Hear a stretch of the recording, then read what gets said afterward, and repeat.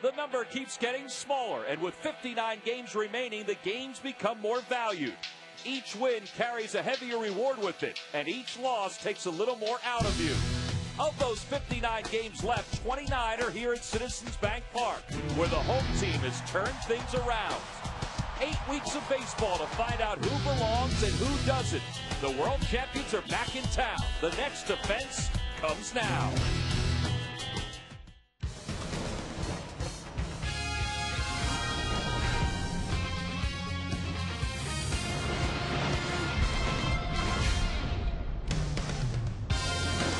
One of the best matchups in the National League this week. The red-hot Colorado Rockies venture into Philadelphia to take on the Phillies in the start of a 3-game series. And as play begins tonight, the Phillies find themselves 5 games up in the National League East over the Florida Marlins, 7.5 games ahead of the Atlanta Braves. Meanwhile, the Colorado Rockies, well, they have turned their season around. They're a half a game ahead of the San Francisco Giants and a game and a half ahead of the St. Louis Cardinals in the race for the National League wild card.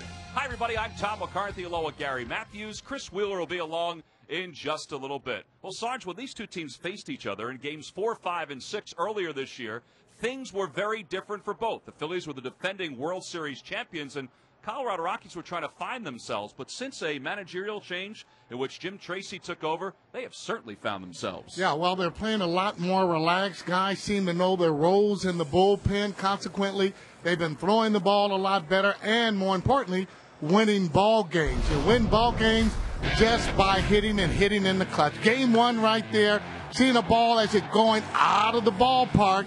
Again, these guys can hit, and they can hit the ball. They seem to hit us a little bit harder than most, even if they haven't been hitting the ball themselves. Game 2 there, well, the big man getting into that as he hits the triple right in that alley, and that's where you want to hit that ball for those triples. Oh, yeah, Abanez, as he leaves the ballpark, he needs to find his stroke again. And game 3, well, you know you can't leave out Chase Utley as he ties the ball game there. And again, you're going to need him. And the clutch hitting there, home run by Stairs as he hits the ball out of the ballpark there. And he's been trying to find his strokes. Take a look at the graphic on what the teams have done after July 3rd. Phillies leading the way there at 20-7. Rockies not that far behind, 17-10. Cubs are right there at 18-10. These guys have been playing a lot better here this second half, and I'm telling you right now, the Phillies have their work cut out for them. They're going to win the ball game. Need to get back to winning the series. Well, not only do they have the Rockies this week, but the Florida Marlins next weekend. Then they have the Cubs, and then a couple weeks from now, they have the Arizona Diamondbacks. Last time these two teams faced each other, the Phillies won 2 of 3. Tonight it'll be Jason Hamill for the Rockies. Jamie Moyer, meanwhile, makes the start for the Phillies. And one guy who is back in the starting lineup and feeling good about it is Shane Victorino. After missing the last 3 as a starter, he's back in there in the number 2 spot. We'll get to the lineups when we return.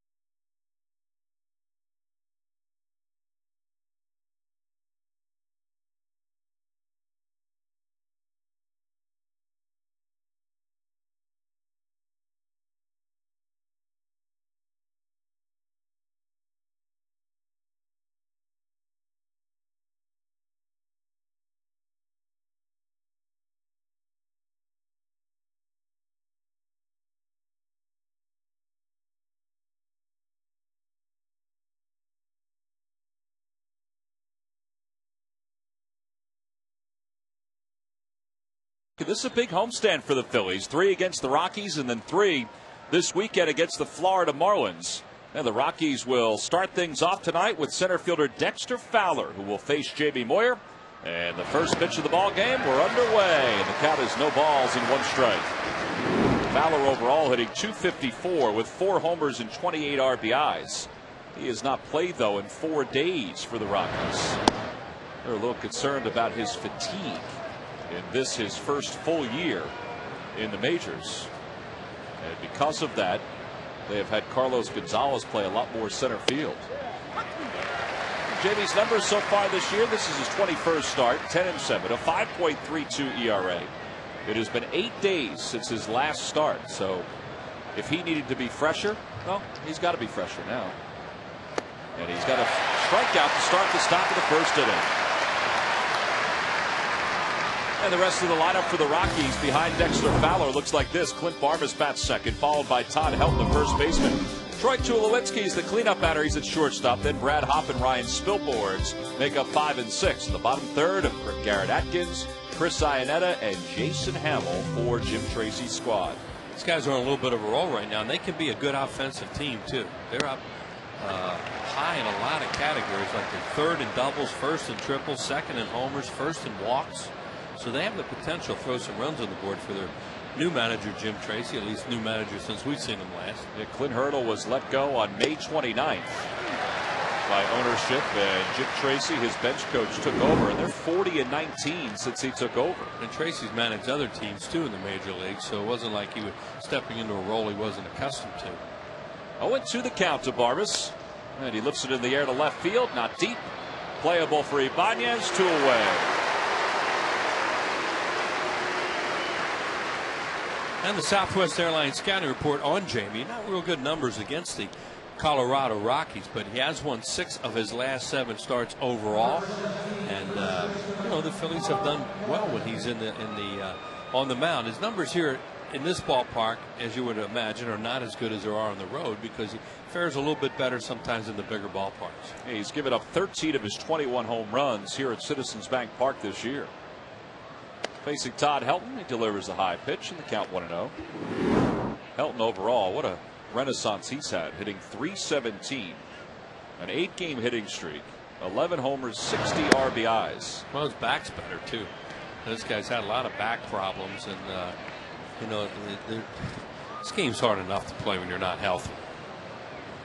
Earlier this season, he hit a couple of milestones, 500 doubles. He now has 501 for his career and 2,000 in hits, and he's got 2,071 hits.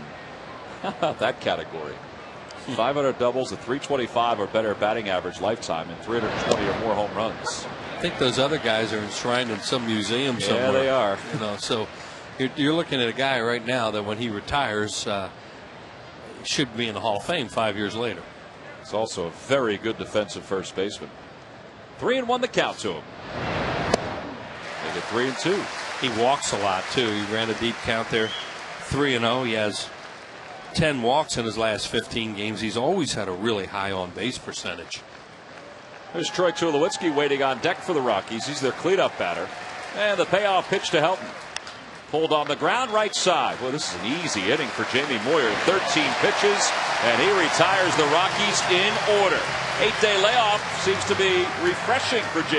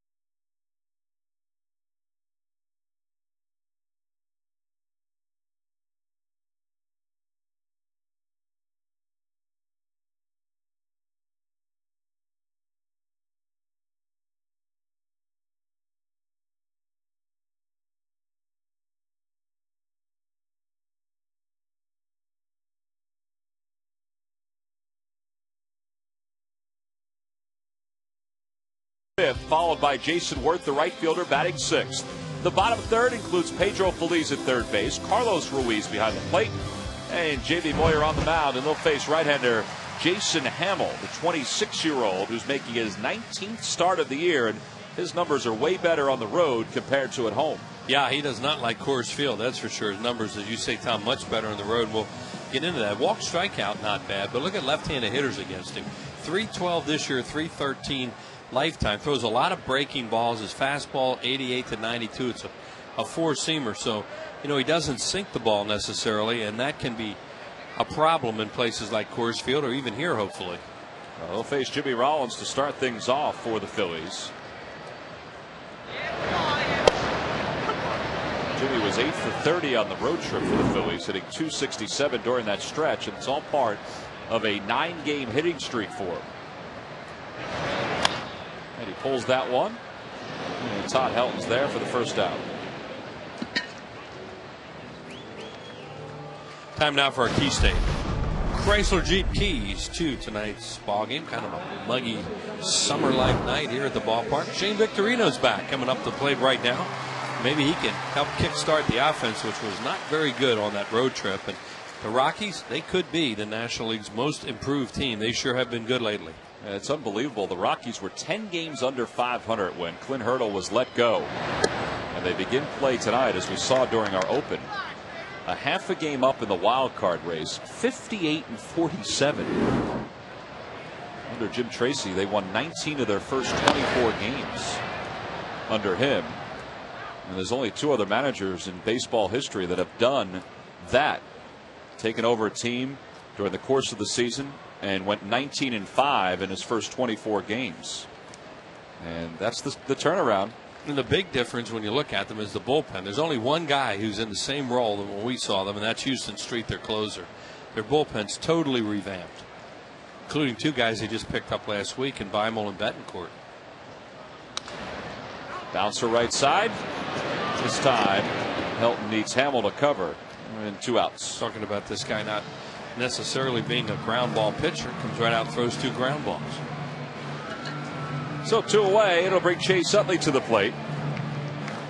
Chase has hit in 19 straight games against the Rockies.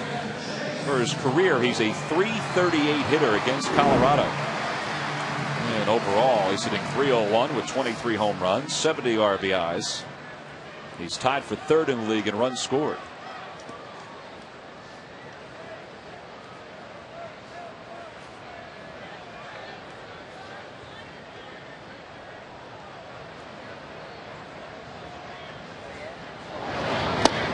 Phillies did not perform well offensively on the most recent road trip. In fact, they combined to hit .205 on that road trip.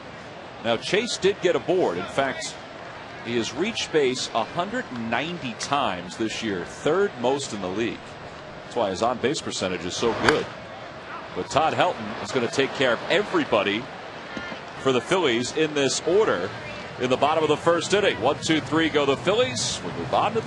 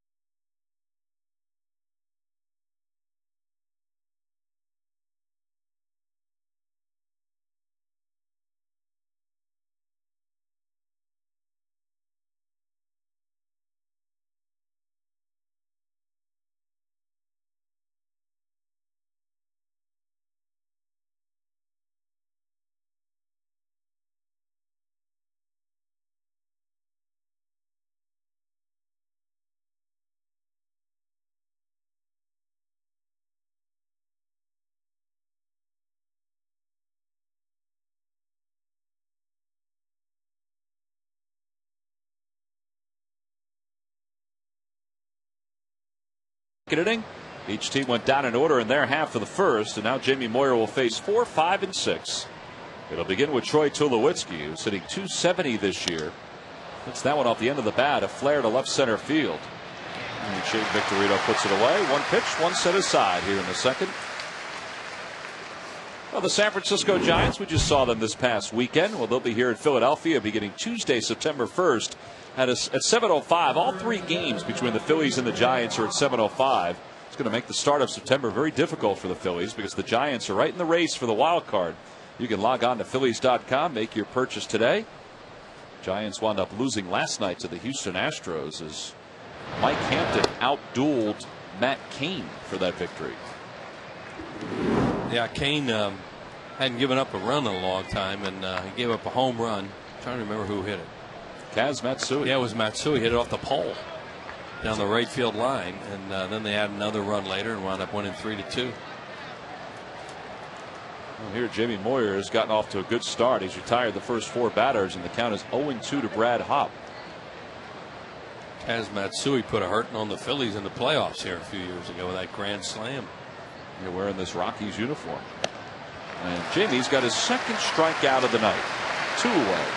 Well, the Rockies are not real hot offensively coming in. They've won 4 games, but they had a 27-inning streak where they didn't score any runs. A lot of it happened while they were up in New York. That's just a fastball, and he throws it in a good spot. Hop swings and misses. Tulowitzki's probably their hottest hitter. So, you know, they're a team you can pitch to a little bit, but you don't want to make mistakes with them because up and down their lineup they can hit homers. Well, you see what Spilborghs has done against the Phillies, a .450 career batting average. But he's 1 for 15 on this road trip coming into this ball game. They have a lot of guys that are, you know, don't have real impressive numbers right now, but they've won 4 in a row. And they played the Reds, and the Reds are just struggling. 2 balls, no strikes, the count. Hopp, who you just saw strike out against Moyer, he was 4 for his previous 25 before that. That guy was on the All-Star team. And Spilborghs has a base hit. First hit of the night for the Rockies. And he's aboard with 2 away. Here's a guy that's really gone the other way for them coming up right now is Garrett Atkins. Unbelievable. You know, this guy, he looked at Atkins and thought, big time career coming up, and look at his numbers. 6 home runs, 31 runs batted in. Chase Utley's teammate at UCLA. It's hard to imagine that his numbers are like that at this point of the year. Well, since June 14th, he's only played, or started, I should say, 17 games. Right. Well, his performance got him, as they call it, some pine, sitting on the bench. Well, they did have a good 3-game series against the Phillies in which he had 2 home runs. Jim Tracy was the bench coach at that point for Clint Hurdle.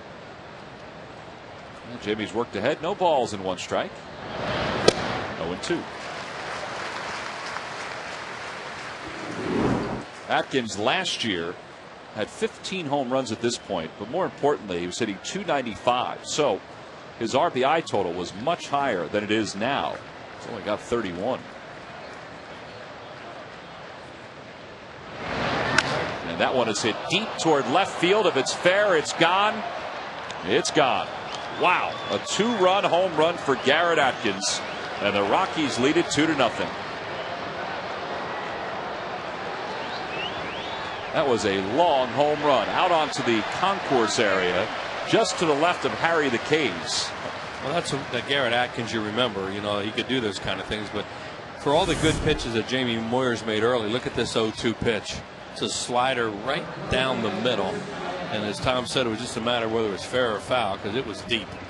And you see he had him buried in the count 0-2. He'd thrown a pitch into him early in the count and got him to swing over it.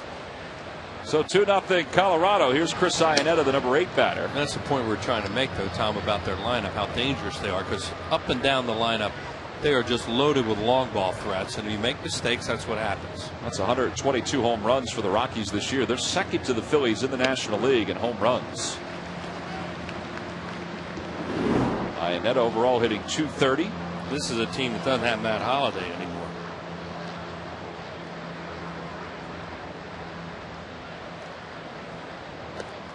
Two and 1 the count to Iannetta.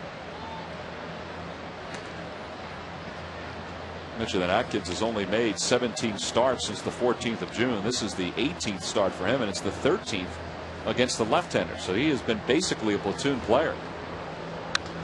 In the air to right field, Iannetta sends Jason Worth back, and the inning is over.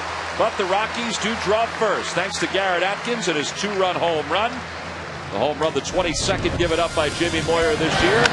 And this one came on a 2-strike pitch.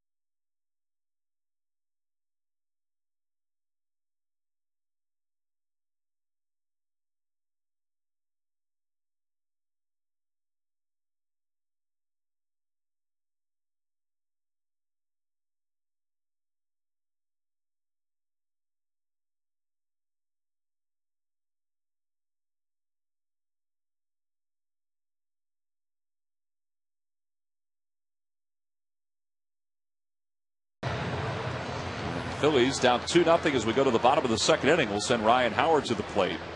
It'll be Howard, Ibanez, and Jason Worth as the Phillies lineup is back intact after the injury to Shane Victorino kept him out of the lineup the last 3 days. Ryan with 26 home runs and 78 RBIs. He did not have a very good series against the Giants. He wasn't that bad against Arizona, but overall he was 6 for 27 on the road trip.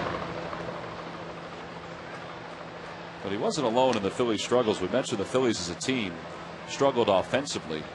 They hit just .205 in the 7 games in Arizona and San Francisco.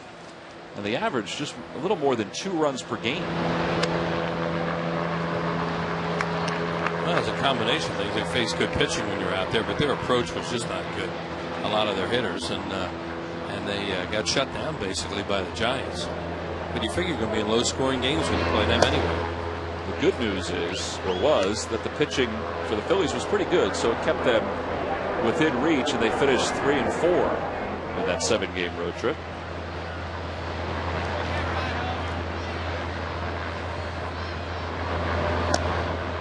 Three and 2 the count to Ryan.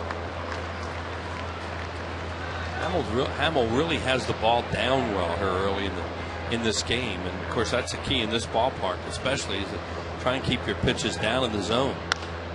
Another ground ball. This one to the second baseman Barnes. So 4 batters up, 4 ground balls, and there's 1 away.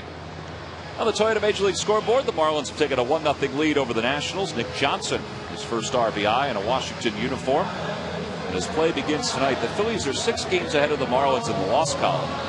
5 games up, 7.5 ahead of the Atlanta Braves. And Atlanta is going to be out west again to take on the Padres, who they lost to last night. That Blanks hit a long home run last night. Did he ever? Onto the beach in right center field. That was an opposite field home run. That was a long one. He's strong. He hit one here, of course, in that makeup game when they were in Philadelphia. Raul hitting .301 overall. I saw his numbers against the West. The Lucky McDonald's Phillies home run jackpot contestant is Tracy Talata of Philadelphia. If the Phillies hit a home run in tonight's ball game, then Tracy will win $100.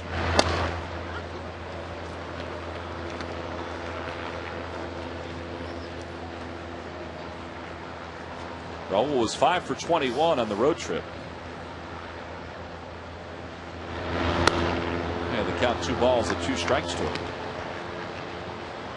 Philly's pretty happy at having Ben Francisco on their team now. Charlie Emanuel talking about that tonight, that he has 4 really good outfielders now, and he can mix and match a little bit better. Line drive, base hit for Ibanez to right field. Hop played that one back, but he'll hold Raul to a single. Brad Hop is one of those players that may not know a whole lot about. He is a very good outfielder with a great arm, and Ibanez wasn't going to go anywhere on him.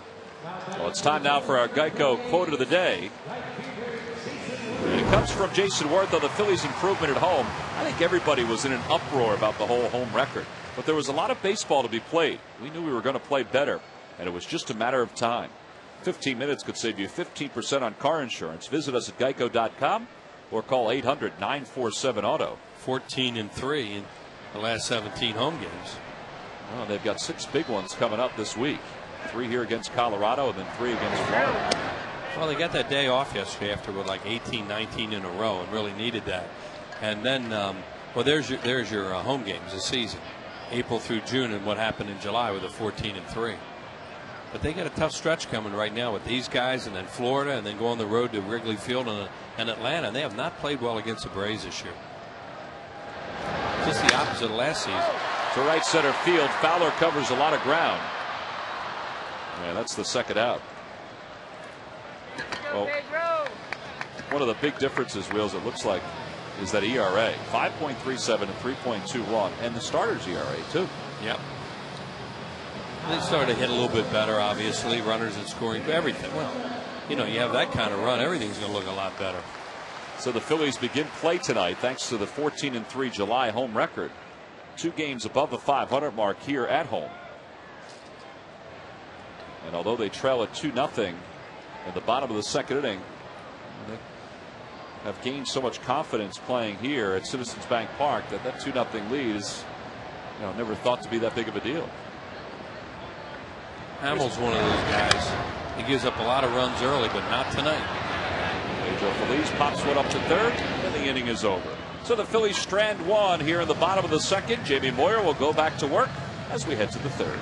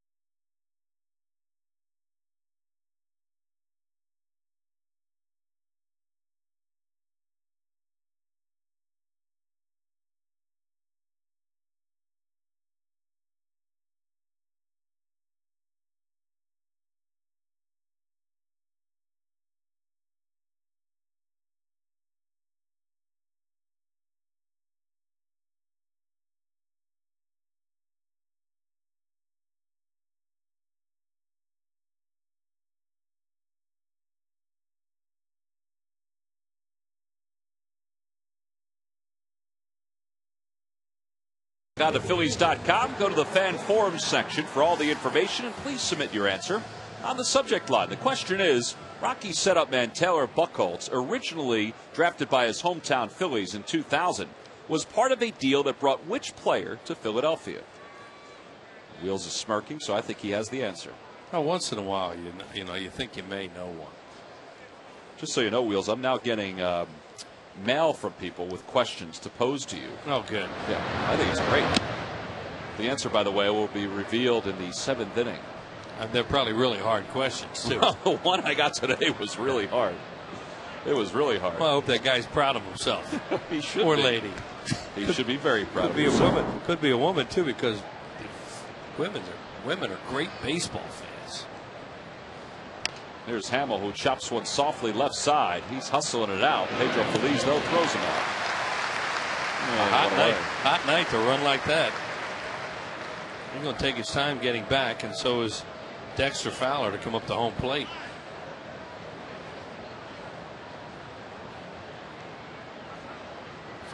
Fowler hasn't even moved from that. Look at him down here. See, he's just hanging around that on deck circle, which is, he learned how to lead off. That's good. He's taking a look now. He's going to stretch a little bit and let him get back. That was outstanding job.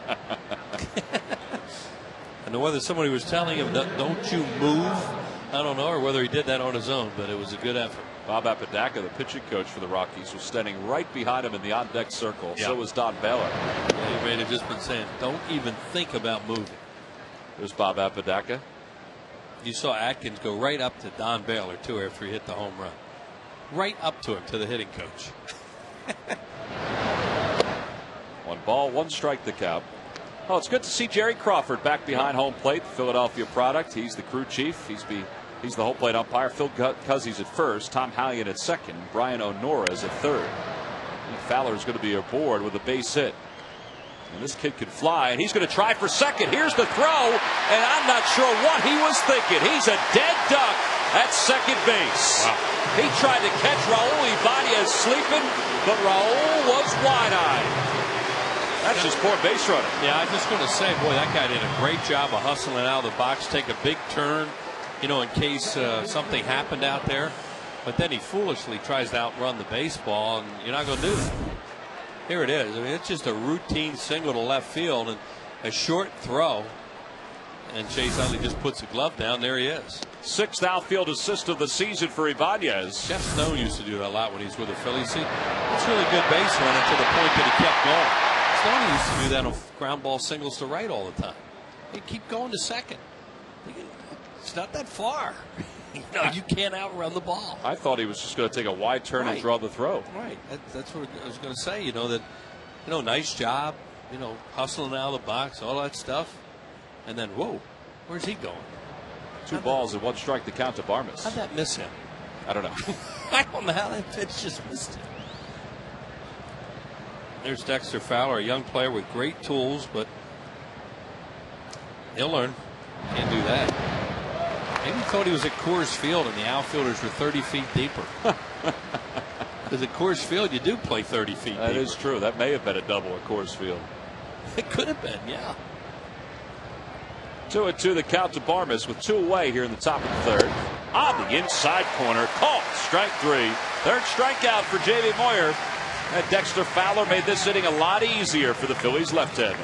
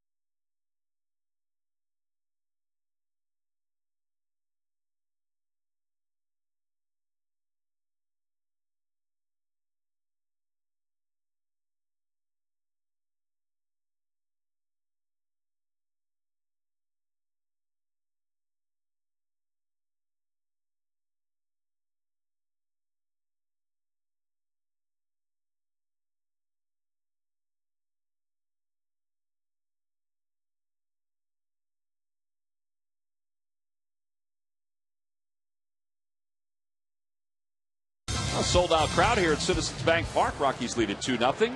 We head to the bottom of the third. And Carlos Ruiz will lead things off against right-hander Jason Hamill, who's allowed just one single so far. Hamill's a guy that the Rockies acquired from the Tampa Bay Rays right at the end of spring training. It's partly because he was out of options. He was in a battle for the 5th spot in the rotation in Tampa. And he had a good spring. He had a 3.96 ERA in 7 games, 4 starts. But David Price and Jeff Neiman had a little better springs. Price eventually went down to the minors and now is in the rotation for Tampa. But Neiman was the guy who won the 5th starting spot. And we saw him in a game in Colorado in relief. Phillies hit him around a little bit. He was wild. 2-2 the count to Carlos. And a lot of times at the end of spring training, when guys are out of options, that's when you see them move to another team, and that's what happened. And Carlos is down on strikes. He foul tips that one into the glove of Iannetta. And it's the first strikeout for Hamill. Oh, and you can't follow the Phillies on Comcast Sportsnet. You can follow the action on your iPhone and iPod Touch with MLB.com @Bat 2009. Visit Phillies.com on your iPhone or iPod Touch to purchase today. One out. Here's Jamie. Jamie's 2 for 27 this year as a hitter. He's walked 6 times, though. He's also been hit by a pitch. Good on base percentage. For a pitcher. For a pitcher. Yeah. 257. Not bad. For a pitcher. You know, unless you're Zambrano or a guy like that. Jamie did something in his last outing that he doesn't normally do. He pulled a ground ball. Yeah. Usually everything's the opposite way.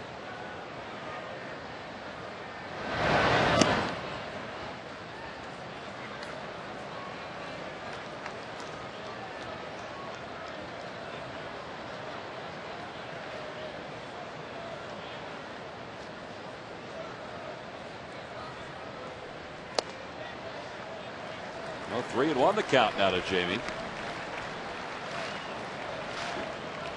With J-Roll waiting on deck.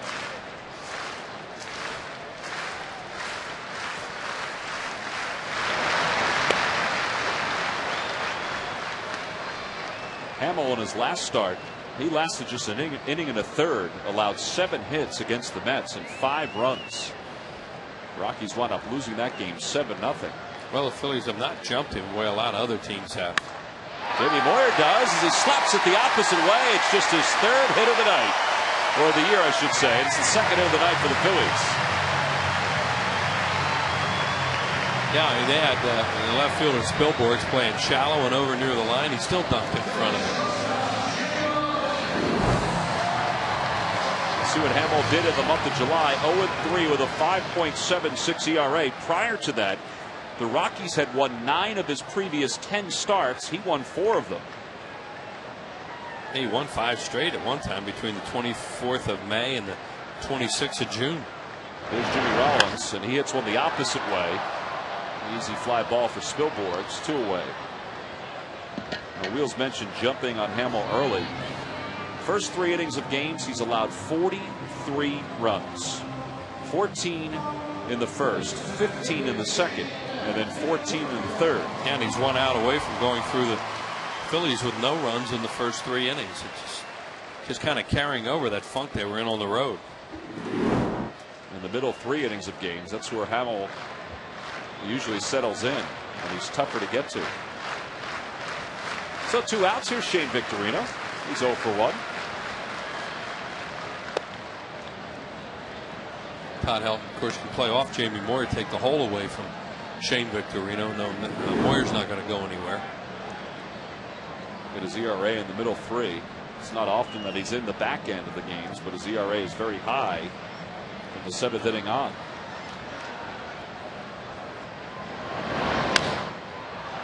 Fly ball down the left field line, slicing toward foul territory. Tulowitzki and Atkins, and a little miscommunication. So a break for Victorino. Now Tulowitzki, that's the easier play. That's a really hard play for the third baseman. Shortstop has the angle on that, but he was playing Victorino up the middle, had a long run for it.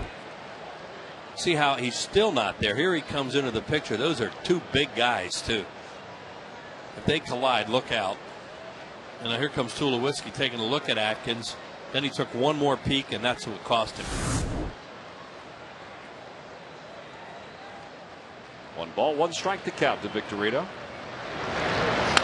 Shane pulls it right side, over the glove of Helton, under the glove of Barmes, and the Phillies have runners on first and second.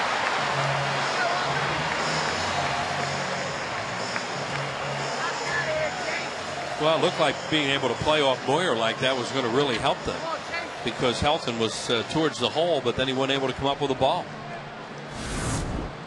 See how far off he is, because he's not going to hold Moyer on, and the ball hit him right in the pocket. That's very un-Todd Helton-like right there, to see a ball hit him in the pocket of the glove. Right there it hops, but still he dove for it and misjudged the hop, and it got away. The Phillies have runners on first and second with 2 outs. Victorino's on first, Moyer's on second. Chase Utley is at the plate. From an outfielder's standpoint, Hop, as Wheel said, has a great arm in right. Fowler has an above-average arm in center. And that ball hits Chase Utley. 16th time this year he's been hit by a pitch. And the bases are now loaded.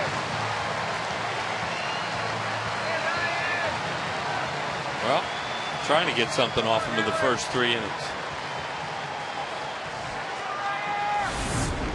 Here it is. Pitch hit him. It's a breaking ball coming right at his ankle. Poink. That had to hurt, but Utley acts like it doesn't even bother him. Bob Apodaca's going out because he wants to settle down his right-hander. By the way, that is the 99th time that Chase has been hit by a pitch in his career. Well, that guy on the bench right now for the Colorado Rockies, he was one of the all-timers to get hit by pitches, Don Baylor. I don't know how many it was, but he's right up there among the all-time leaders. It was a lot. Finish the Phillies game with Michael Barkan and the most extensive game breakdown. Get the expert analysis of former Major League pitcher Ricky Vitalico, plus exclusive player reactions on Sloan Toyota Presents Phillies postgame live after the game, only on Comcast Sportsnet. There's Don Baylor. He was a human dartboard. And those big old shoulders of his, it didn't bother him. Don Baylor was hit by 267 pitches during his career. I knew it was considerable. So Chase is closing in on 100. Baylor at 267. And here's Ryan Howard. Ryan, who has 3 grand slams this year, rounded out to second his first time up. Phillies have 8 grand slams.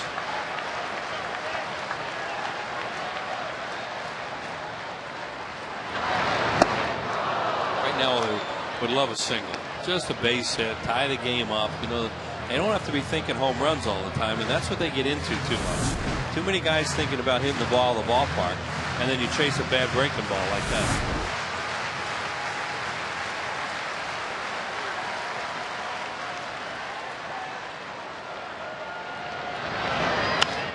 1-2 the count now to Ryan.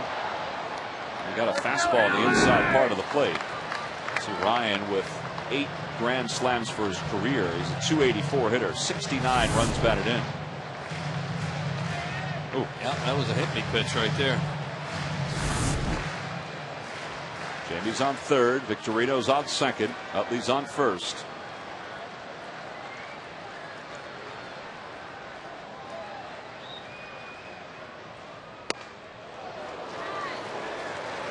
Iannetta was trying to get a high fastball out of that. Had his glove up, and then he wound up throwing inside way off the plate.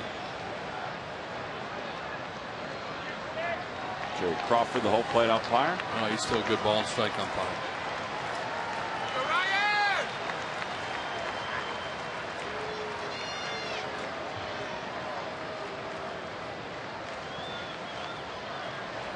As Will said, Charlie's just open for a base hit.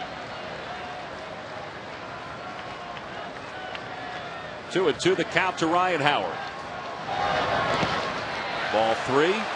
Jamie's not going anywhere off third. That looked like a changeup. It was a changeup, and you know that gives you an idea. A 2-2 changeup with the bases loaded, trying to get him to chase.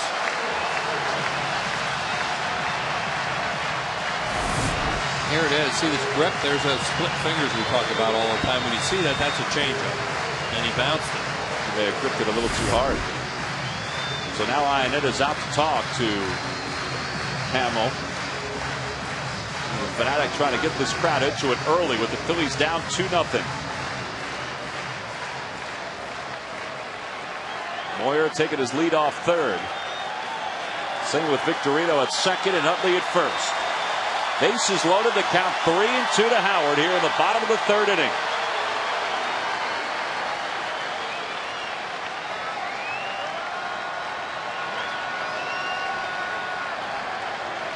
It seemed like Hamill wants to get himself set on the mound. No, he's not real excited about throwing this pitch. Big pitch in the game early on.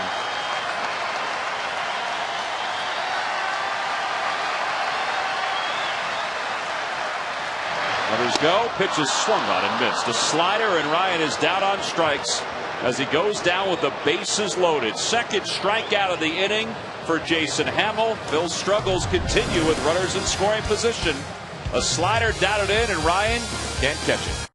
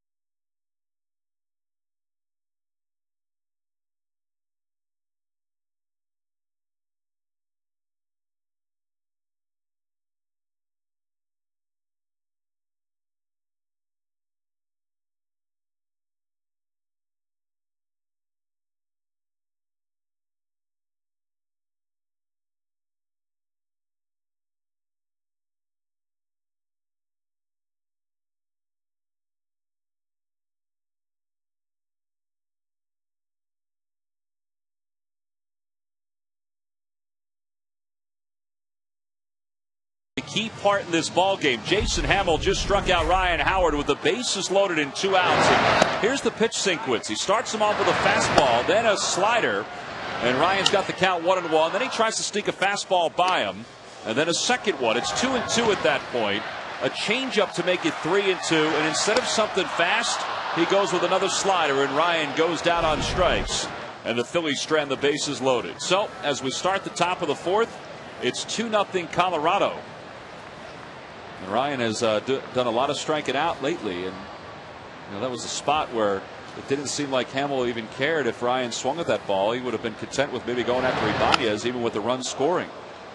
As Todd Helton starts the top of the fourth with a single up the middle, and Gary Matthews joins us here in the top of the fourth inning. And boy, Sarge, that was a tough at bat to watch. Yeah, it was a tough at bat because the one pitch that he had, the fastball, he was actually late on it. He did have a pitch to hit. 3-2 was more of a pitcher's pitch, slide piece on the inside part of the plate, and that's going to get most hitters. Well, here's Tulowitzki with nobody out here in the top of the fourth. He flied out to left center field his first time up.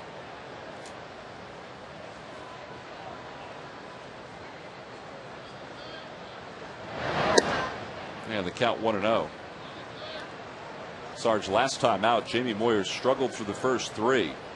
He stranded 7 runners on base in his first 3 innings, and then said that at some point as he was warming up in the bottom of the 4th inning, going into the bottom of the 4th against the Diamondbacks, he figured something out mechanically, something with his leg. And after that, I mean, it was difficult for the Diamondbacks to get anything against him. Well, he needs to get that leg going again then, because Atkins hit one out of the ballpark there on a 0-2 pitch. Not a good pitch at all. Ball caught too much of the plate, obviously. 3-0 the count now to Tulowitzki. As Brad Hopp waits on deck.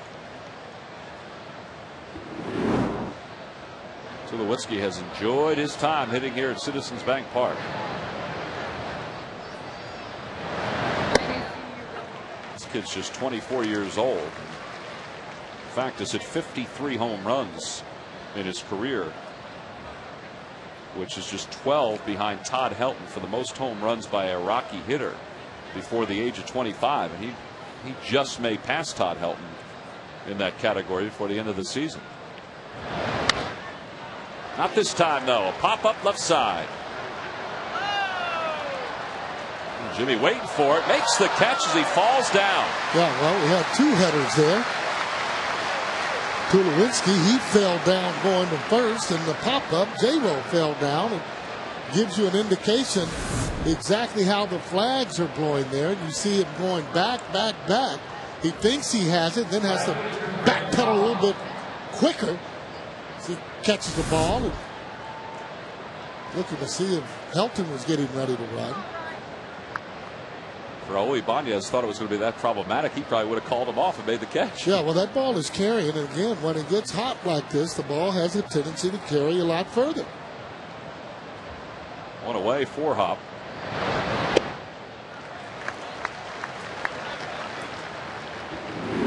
Hopp is a strikeout victim his first time up.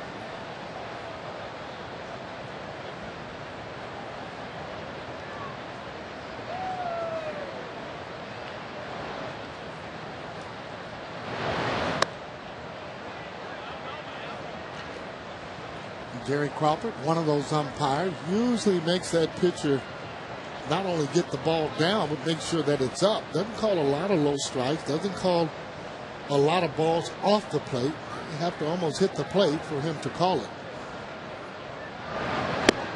He's always been pretty good, though, Sarge, as the ball strike umpire, hasn't he? Love the guy. Absolutely. Now he gives you a chance, and not just a chance, but he's equal both ways. A lot of times you'll hear pitchers say, hey, call that a strike. Might be a few inches off the plate. No.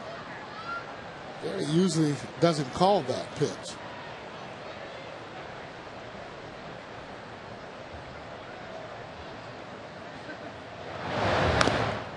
There are not too many umpires that are still around that were around when you played.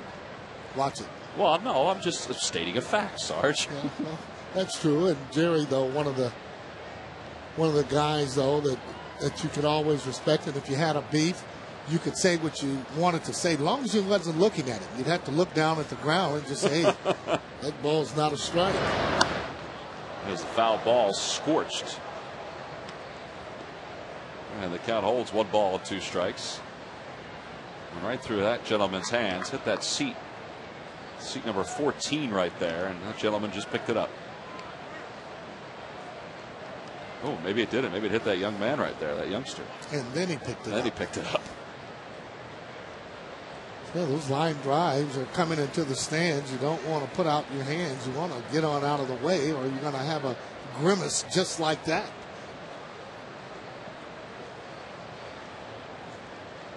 Says he's okay, though. That's a good thing. Well, after you get that ball, that hurt kind of goes away a little bit.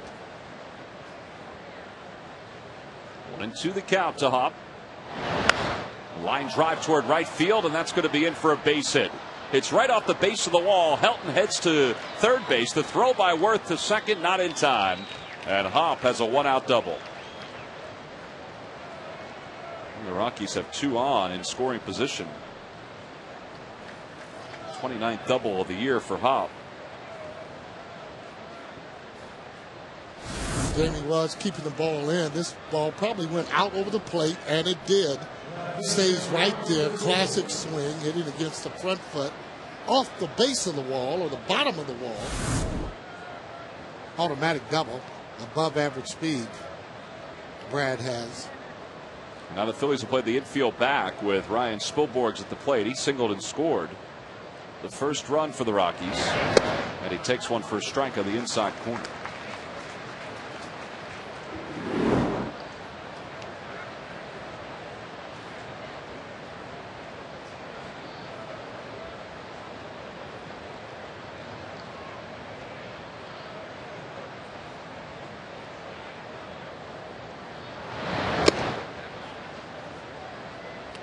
Colorado began this trip by losing 3 of their first 4, but they've won 4 straight since dropping those first 3 to the Mets.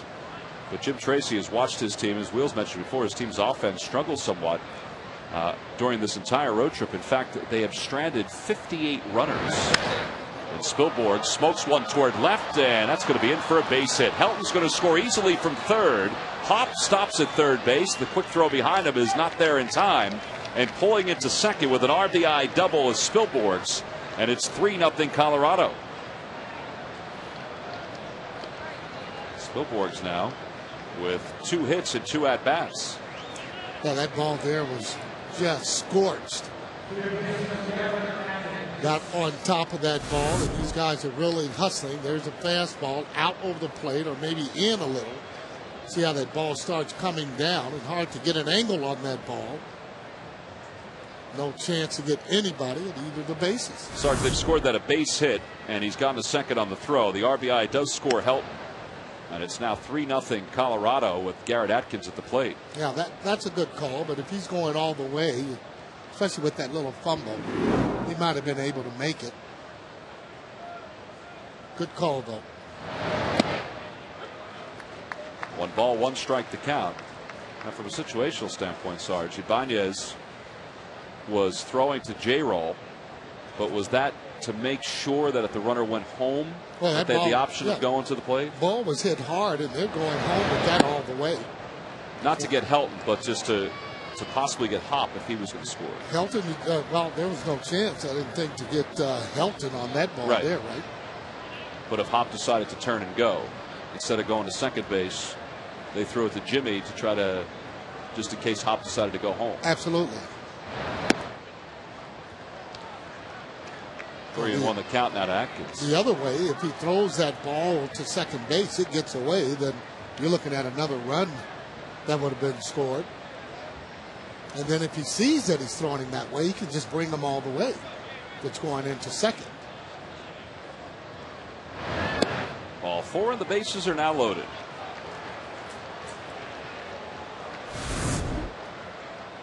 You can see there, now you can see why he is throwing to third. You can see exactly where that runner is, right over in there.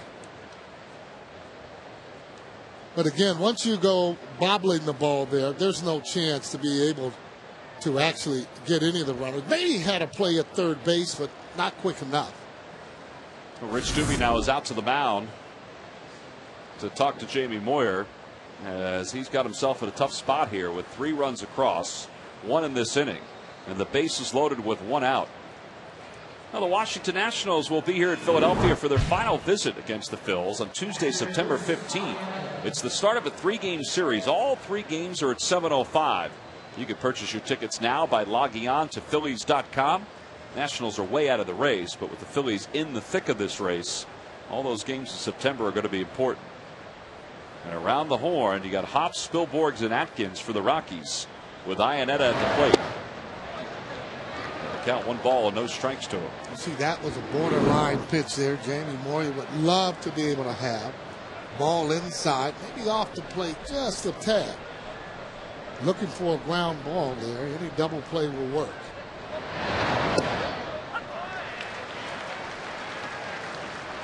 That's what he got just on the inside part of the plate. Yeah, I like that first pitch even better.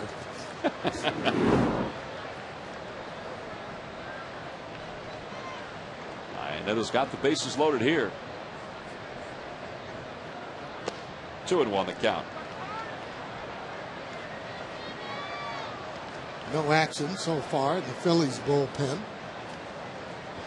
Big part of the game, especially when the offense has not been doing what they need to do.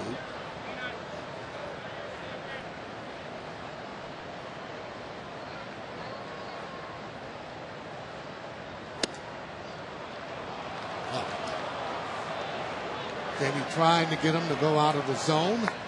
That's why you saw those balls pretty close. Now, again, he's in the driver's seat, to say the least.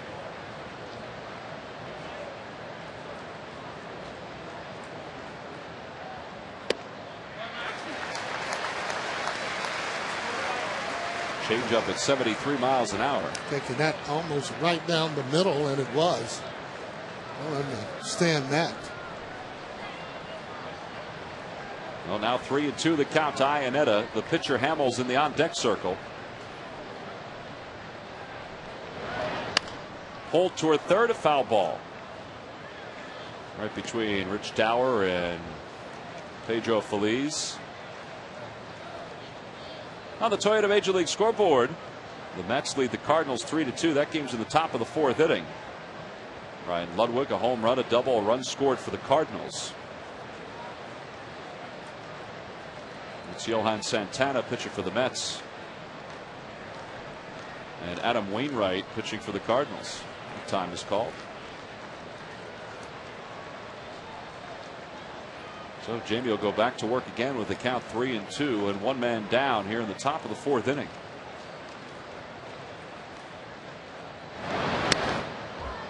And out in front a little bit on that one, but he stays alive. Dangerous pitch out over the plate. Something off speed.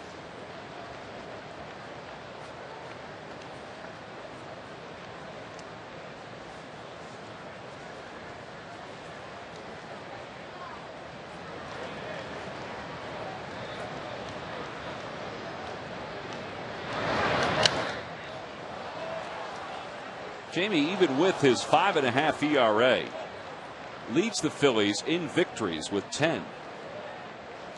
And he has thrown a lot of pitches in this inning. 28 so far, 16 strikes, 12 balls. And his pitch count overall is up to 66 pitches.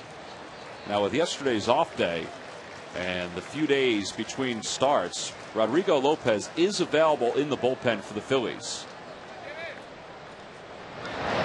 And Iannetta lets it go by. Ball four, and it forces it a run. And the Rockies now lead it 4-0. Brad Hopp will score from third, and the bases remain loaded for the pitchers. Back-to-back walks issued by Jamie.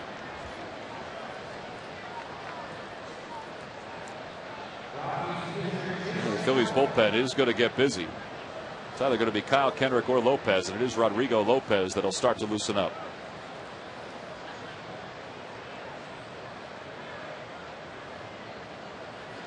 Now with Hamel, the pitcher, up, the Phillies will still play the infield at double play depth.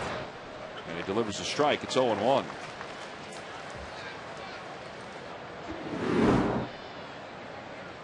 Hamel grounded out softly to third his first time up.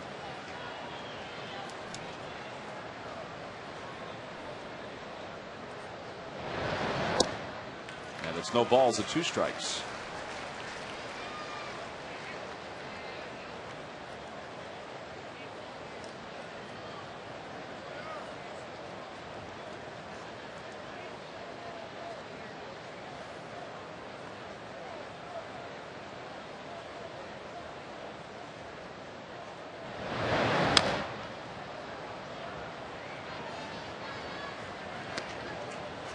Jamie, with 256 career wins, is 40th all time on Major League Baseball's all time wins list. He's also the 10th. He's on the list for winningest left-handers as well. He's 10th on that one. The 0-2 pitch.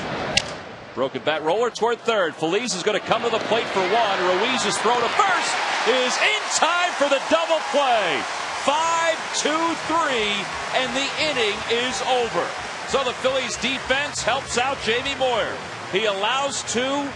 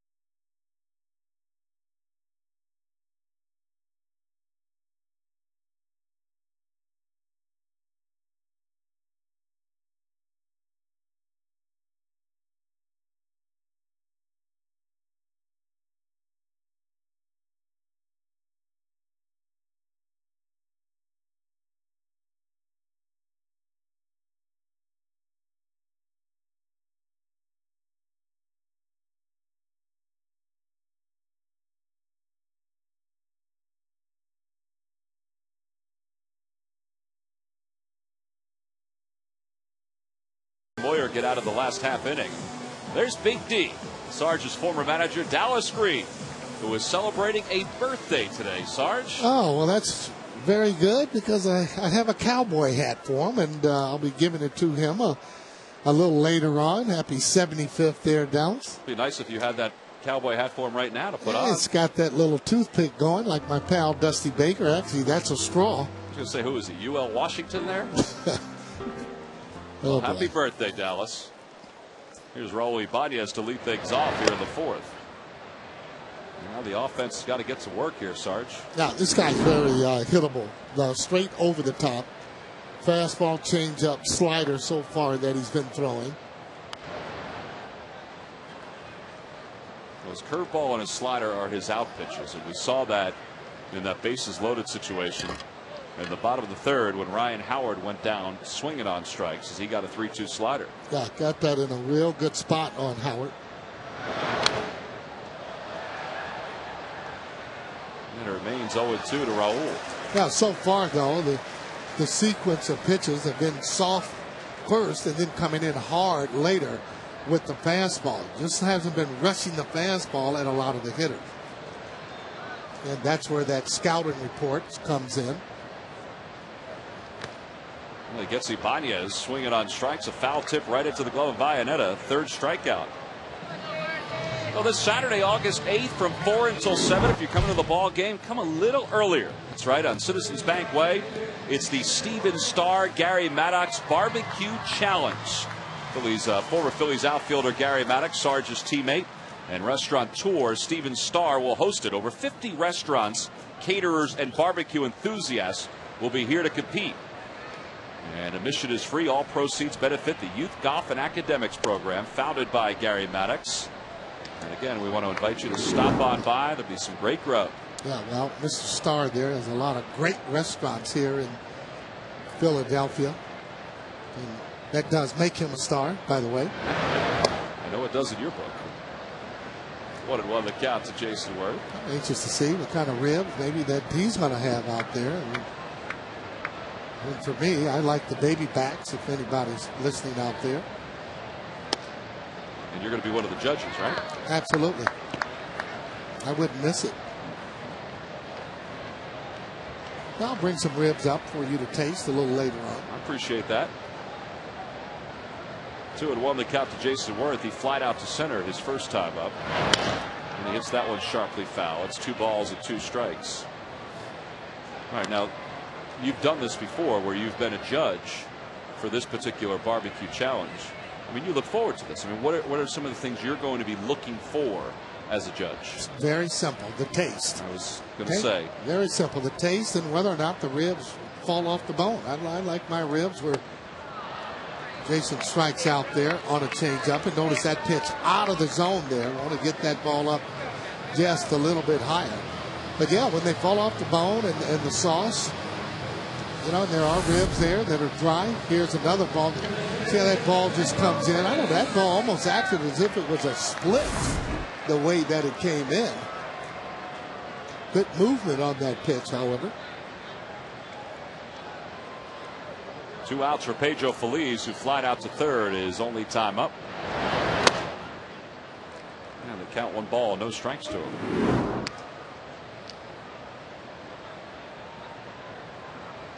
Pedro finished up the road trip 4 for 24.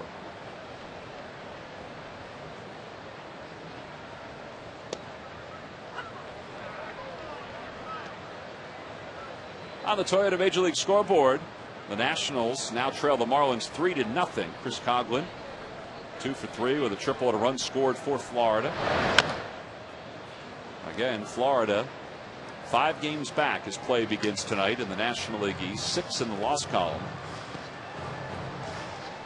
And they will be here in Philadelphia this weekend to start a 3-game series against the Phillies. That's one of those clubs for me. You get a little bit nervous because, again, they have no fear. Even though they might lose games and so on, they have no fear when they play this club.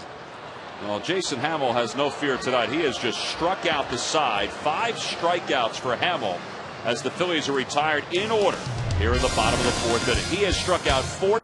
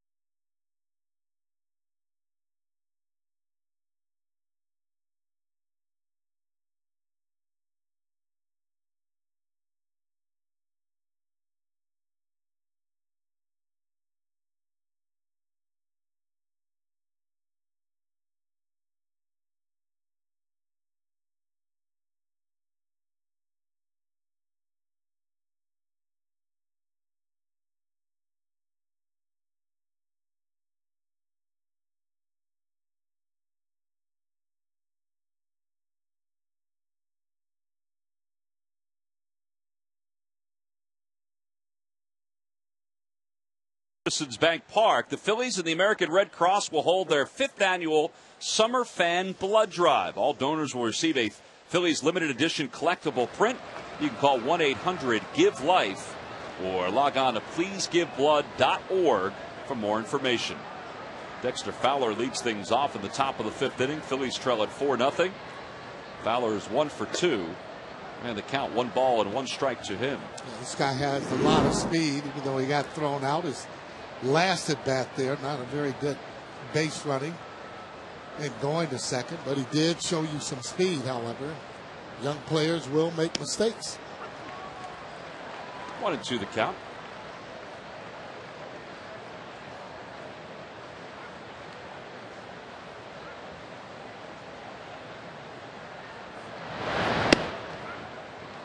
That one just missed off the outside corner. It's 2-2. Sarge, the Phillies have these 3 games against the Rockies and then 3 this weekend against Florida. And as Fowler skies one down the left field line. I lost that one as it was up in the sky. Ibanez did not. And there's one away. Oh, the Powerball jackpot, how about this, is up to $138 million. You can play Wednesdays and Saturdays, so that means that tomorrow night, that's going to be a hefty jackpot that is up for grabs. So make sure you get your tickets today or tomorrow. Here's Clint Barmas. And Barmas pops one foul. Anyway, Sarge was talking about the fact that you have the Rockies here and then the Marlins this weekend. The Phillies are up by 5 in the division. It's a tough homestand for the Phillies, but an important one, too. Oh, very, very important. You have Colorado that's leading or tied there for the wild card. So they have something that they're playing for. And obviously, Marlins there in second place and close to the wild card. They have 2 things they're fighting for. So they're almost fighting for their lives. And a lot of times the teams, even without that, they get up because of the world champs. So you got to kind of match them with the same kind of energy. Well, here is the wild card standings. And as Sarge mentioned, Florida 3 games off the pace. The Rockies lead the Giants by a half a game and the Cardinals by a game and a half. And there's Houston lingering 5.5 off the pace at 53 and 53. Barmas out in front, pops it foul. Ruiz has a play and he makes it. 2 outs. And although this is just the first week in August, these games against the teams like the Florida Marlins are important to maybe push them back a little bit in the division. Yeah, very good point. That's what you'd like to do, is to be able to open up that lead as opposed to, you know, having your back up against the wall, so to speak, when they come in. You know, Florida, on the other hand, they're looking to come in here and try and take 3 no matter what. So they'll have their pitchers stacked up to do just that. Looking at Johnson pitching tonight, he's a good pitcher going into the game, 10-2. Helton out in front, pulls that one foul, and it's 0-1. So that means if Johnson pitches tonight, then he's on schedule to pitch on Sunday. Oh yeah. And that's why the Phillies have Moyer pitching tonight, because they want him to pitch on Sunday against the Marlins. That's all done by design. Moyer's had a lot of success against the Florida Marlins, and Johnson, he's an up-and-coming star. 10-2, like I mentioned, but throws over the top, good hard fastball. The fighting Phils, all they want to do, take it one day at a time. They're in the driver's seat, so they need to do things they can to win their ball games, the teams that are in front of them. They're not thinking ahead or who's coming in, because every team wants to try and knock them down.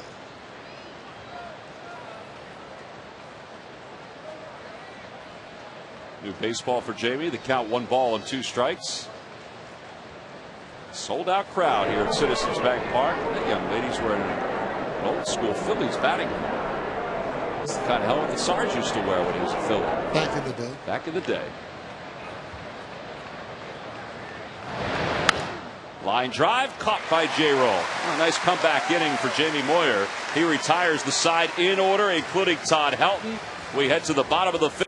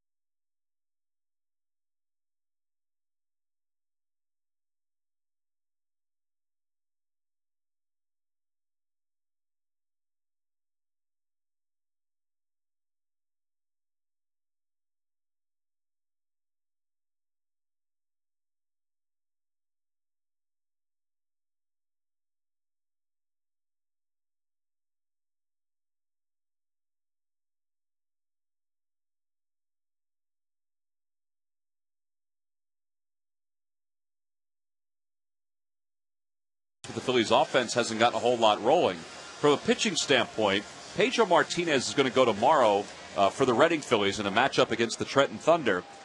This Thursday, Brett Myers is going to throw a simulated game. How about that after the hip surgery just a short time ago? So the Phillies have a dearth of pitching that's coming back off the disabled list. At least it's expected that way, Sarge, in the next couple of weeks. Yeah, Brett would probably, I would think, go right into the bullpen somewhere. If he is healthy, he would actually want to do that.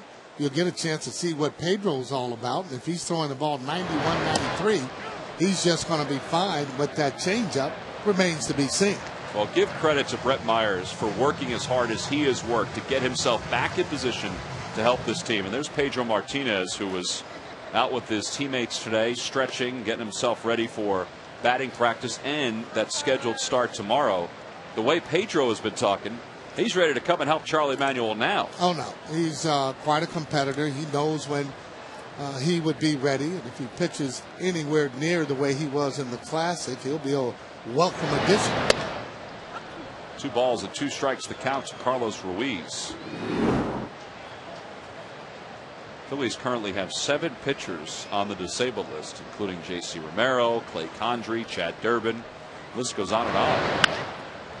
Carlos scorches one under and off the glove of Atkins. Carlos going to try for 2. Spilborgh's off balance throw, not in time. Good base running by Carlos, hustling his way to second.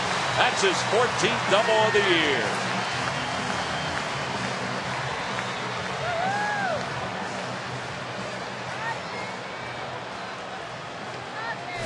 Exactly what the doctor ordered as he picks on a breaking ball going underneath Atkins' glove there at third base. Off balance throw, not going to get Ruiz. Pretty good slide there as he goes toward the outside. He's digging all the way. Started that double from home plate, and he comes in with a nice pop-up slide.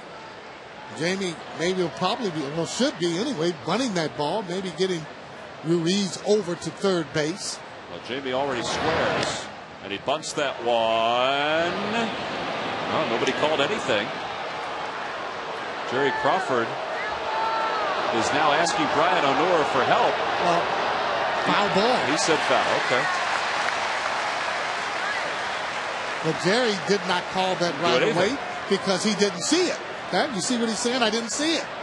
So he's asking for some help, which a lot of umpires don't like to do. Yeah, Jim Tracy saying, I understand you didn't see it, but you know, as that play unfolded, let's see if it is fair or foul.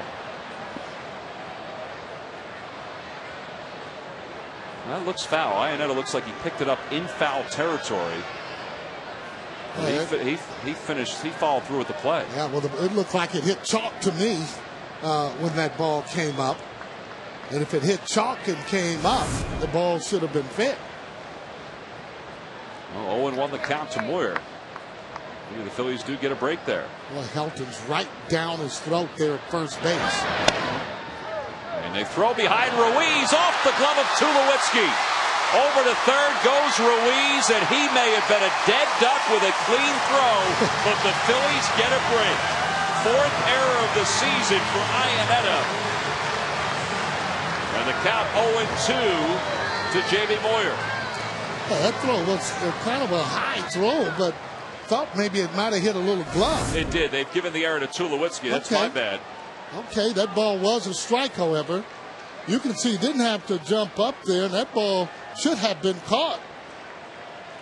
You see how that ball is thrown, and not right now. And now it goes, oh, I can't believe that. Got to catch that ball. Jamie swinging away, loops it toward left. Spilborghs makes the catch. Not deep enough to enable Ruiz to score. And 1 out here in the 5th inning. Yeah, give Jamie some credit, though, for battling, and that's after getting 2 strikes on him and still putting wood on the ball. This is big. They got to get this run in some kind of way. I mean, you got to get your offense started. And when you don't get runners in, now it's just a letdown. You get this run, now you can start to maybe get and build some momentum. The Rockies again have the infield back with the exception of Atkins, the third baseman. He's in on the grass. So they're giving the Phillies this run with some contact to the right spot. Well, very important, though, for Ruiz to make sure that he has a big enough lead. Got to have a good secondary. You got to be able to read the ball on the ground on the right side. You're taking off, and you want to get there and get there quick. Now Iannetta goes out to the mound to talk to Hamill. So the count is 2 balls and no strikes. Well, here's a comparison between these two teams. The starters in April and May for both. Rockies 20th, the Phillies last in the majors in ERA.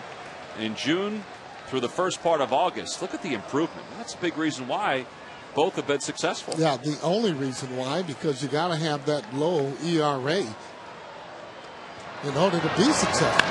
Jimmy sends one in the air deep to right center field. Fowler going back. That one is gone into the Phillies bullpen. Jesus Tiamo with the grab, and the Phillies have cut this lead in half.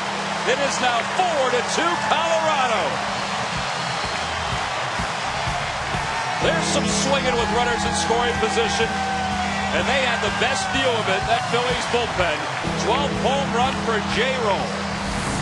Boy, just a classic swing. Here it is, short and quick to the ball. He almost kind of knew it as he actually taken off. He got right there at first base, broke it down. The ball got out by plenty. Cadillac time for J-Roll.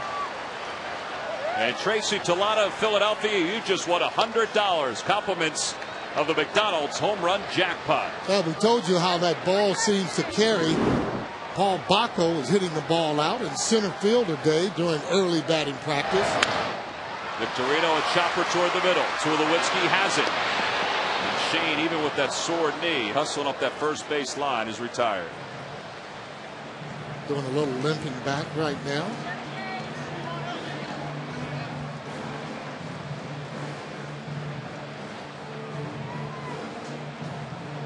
Well, Jimmy now has hit it 10 straight games. Pedro likes it. Ben Francisco as well. And Tyler Walker looks like he has the home run ball. Jimmy just hit.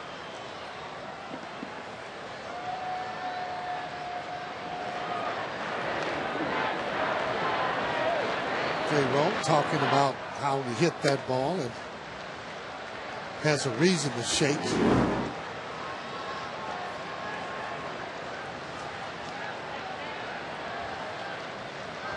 Those two guys put a lot of work in to try to get Jimmy right, and all that work has paid off. And ball, 1 strike the count to Chase Utley.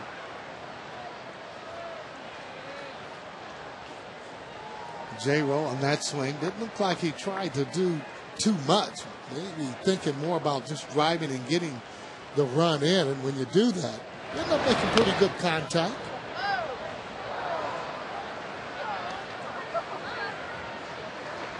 It looked like he was going gap to gap on that one, Sarge, and it just carried out of here. And then some of the other balls early on when he was hitting, he was almost just kind of feeling for the ball and not swinging. This was a 2-0 swing.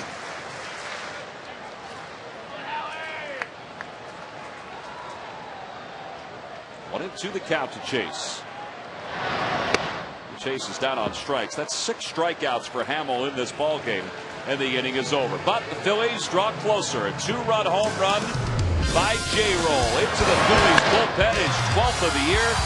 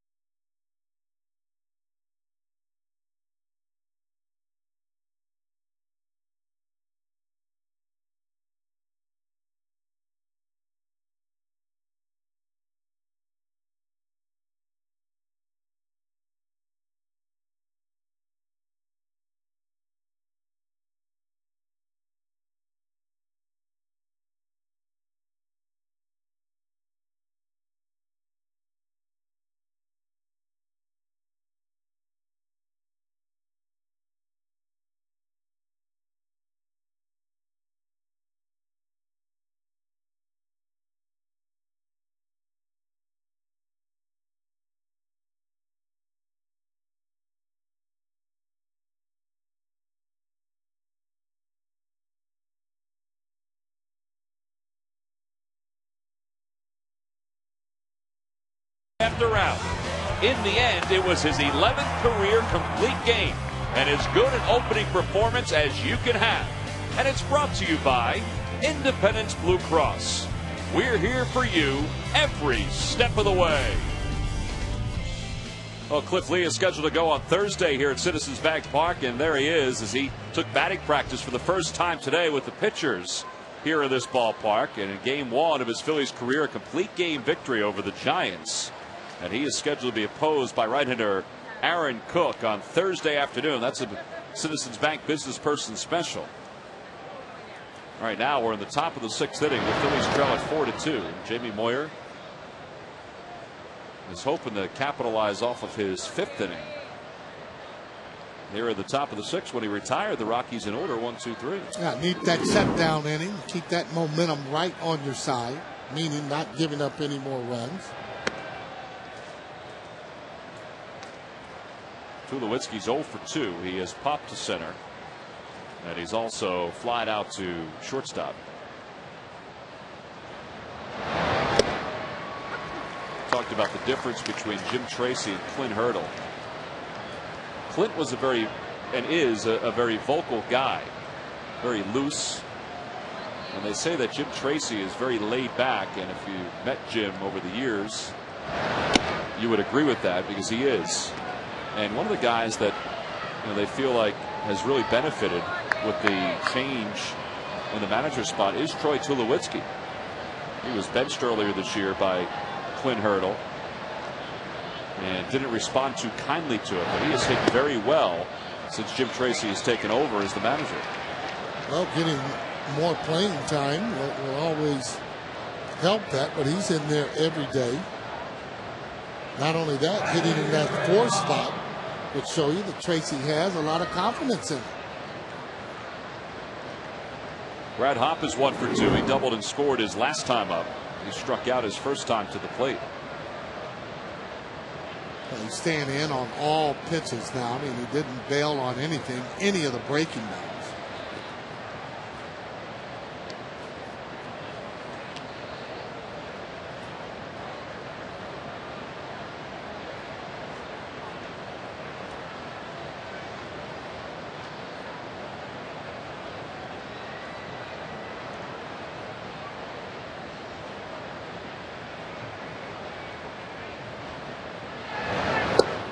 Front, the count, no balls and 1 strike.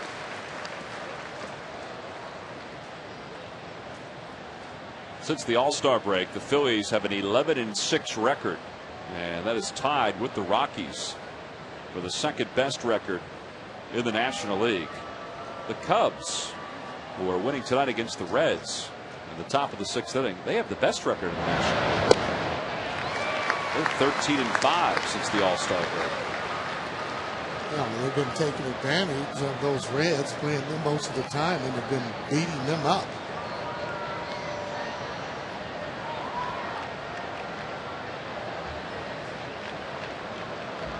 To the count to Hopp.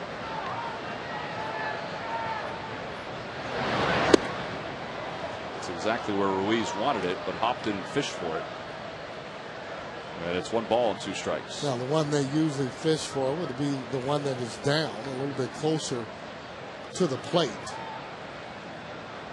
Asking for a changeup. Or maybe to throw over. Ooh. 73, that's his changeup. On the Toyota Major League scoreboard, here's that Cubs score, 1-0 over the Reds. Kosuke Fukudome has a home run, and that's the only scoring so far. How about the Reds lost Edison Volquez now for the next probably year and a half. He had Tommy John surgery yesterday for Cincinnati. What a shame. That kid is a young talent, and he hasn't really pitched that much with Cincinnati this season, but Dusty Baker was counting on him to be part of the front line of his rotation. Yeah, for a while. The one thing though with that operation, a lot of times the pitchers come back even stronger with the Tommy John than they were before in pitching. 3-2 now, the count to Hopp. And Spilborg's waiting on deck. You send Tulowitzki here with nobody out? 4-2, absolutely for me. Well, you got that hold. He's a pull hitter. Yanked a lot of balls, fouled his last at bat before he hit the ball off the wall. He goes, and a ball inside. Oh boy, that looked like a pretty good pitch. He's calling it inside, I guess. Jamie wanted it. Well, and again, I keep saying though that Jerry doesn't call a lot of balls really there on the corner. They got to get plenty of plate, and usually when you see that walk there, that means the pitcher's day or night is over. Take a look at this pitch, exactly where it is. That's a ball.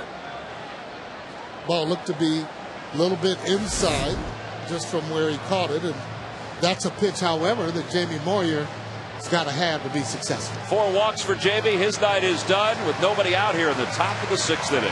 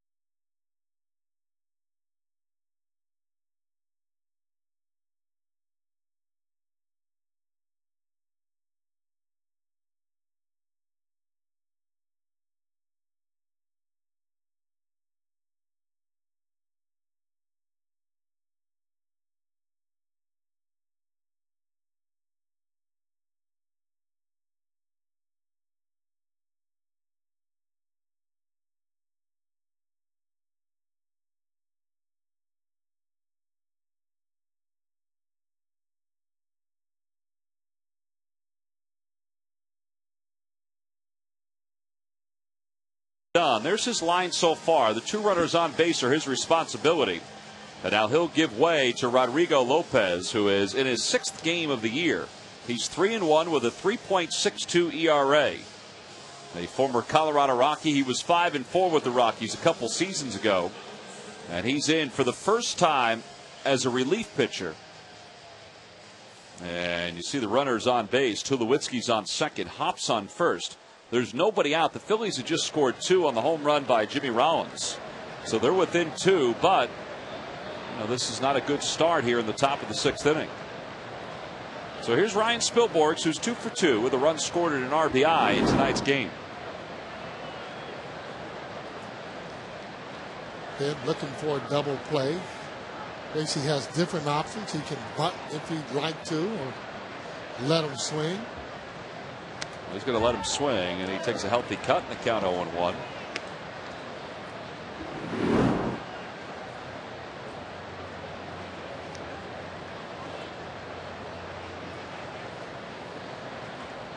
Jim Tracy does like to move the runners, and a guy like Spilborghs is one of his better hit-and-run guys. And he's also a pretty good bunter, too, but as we saw from that first pitch, he's taking some hacks here. Sarge, that's one of the big things that Tracy's instilled is, more run and gun with his offense. Letting them go. Chopper slowly hit third base side. Feliz has it to second for 1. That's all they'll get.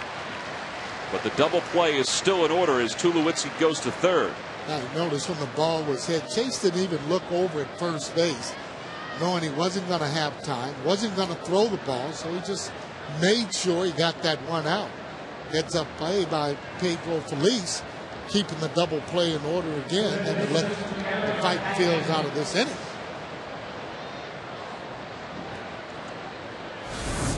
Well, check this out as Chase, he's already kind of there looking. He's just going to get one, looking at the runner at third all the way. making sure that Tulowitzki does not take a wide turn. The man's just got a feel. He's got an understanding of what is right and what's wrong, and he showed right there just by his actions, waiting for that ball, acting like a first baseman, but keeping an eye on Tulowitzki too.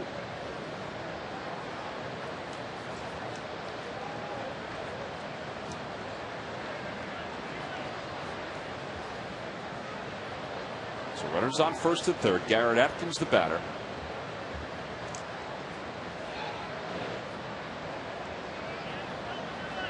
The only guy on this Rockies roster that's hit against Rodrigo Lopez is your Vitor Alba, their backup catcher.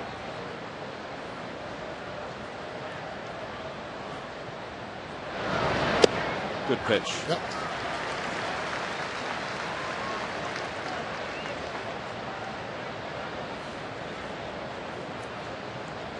Jamie watches on. Again, the two runners, or the runner on third, is his responsibility.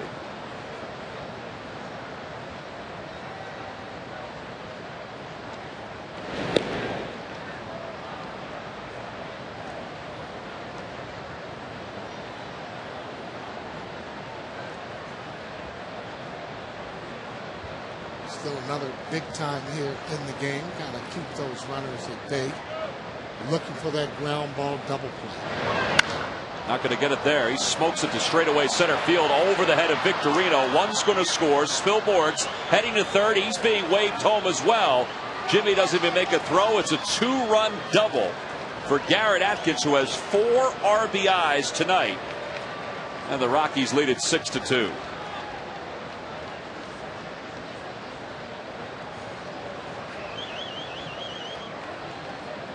Well, that guy, Garrett Atkins, was 4 for his last 23 coming into this game.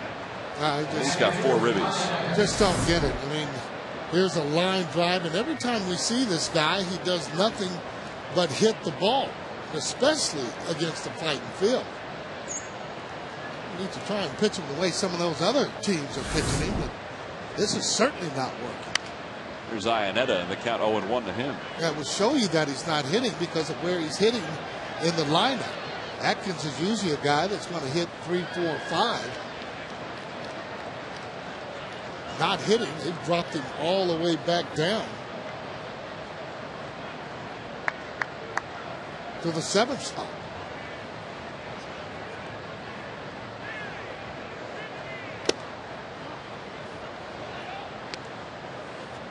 And again, that does happen when you're not hitting the ball. You always say, man, let me go someplace where I know I'm going to get some hits. We used to feel that same way about the Cubs all the time. If your stroke wasn't going well, get there and get yourself going. Iannetta scalds one to left center field, and Shane's not going to get that one. One hop up against the wall. His throw to second base to try to get Iannetta on one hop, and he is out at second base. A run scores. It's 7-2 Colorado. Second RBI of the night for Iannetta. Good play by Victorino to pick up his 4th outfield assist of the year. And all that was because he barehanded the ball off the wall. I'll tell you what, as he does a little limping out there in the outfield, Victorino, they sure are testing that leg. He gets it one hand, throws the ball all the way. Good throw over there to second. And Hamill one hops one to right field. Worth is going to, he just bobbled the ball. He had him at first. He had him too. Well, you know, the word is out that he is throwing to first base because everybody that hits the ball, especially if you're a slow runner, are really digging and going to first base. He's able to get that out of his glove. Hamilton there could be a dead duck. And he had him because that ball was hit so hard. He smokes that ball there, and you see the ball one hop. He's dead right there, but he could not get the handle on it.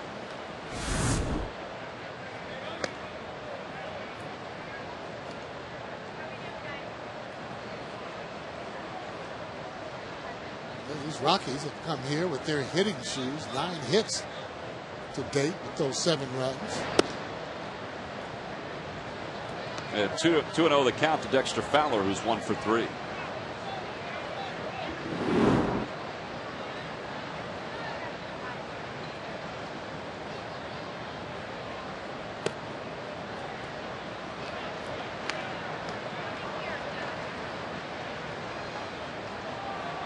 Start of a 6-game homestand for Charlie Manuel's team.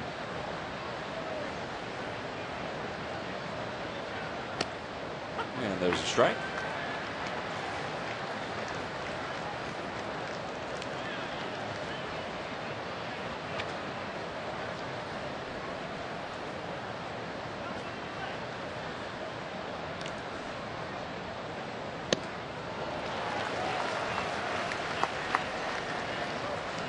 It's like a pretty good spot where you can pitch Fowler. Switch hitter.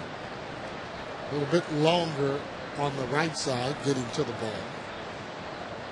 Hamill goes with the count 3-2, and Fowler hits it in the air to right center field. It's deep. Going back is Worth, and that one is off the top of the wall.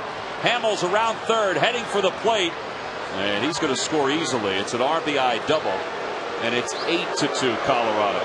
Wow. Boy, as bad as he looked on that one pitch, that's how good he looked on that swing right there. I got to bet that that ball was out over the plate. Before, that ball was inside where they really tied him up. Then he's learning how to switch it. Guy has good speed. See where that ball is? You know what I mean? Right down the middle. And the ball is hit and hit hard. You have that ball a little further in as it goes off of the wall. Ball's right, tailing back out over the outer half. Got his arms extended.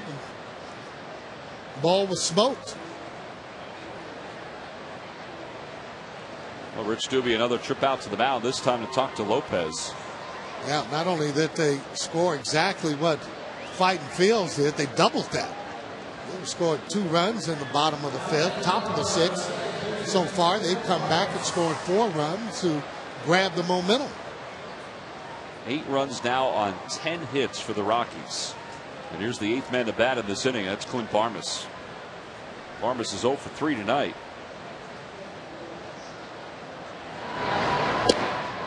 And 1 ball and no strikes to him.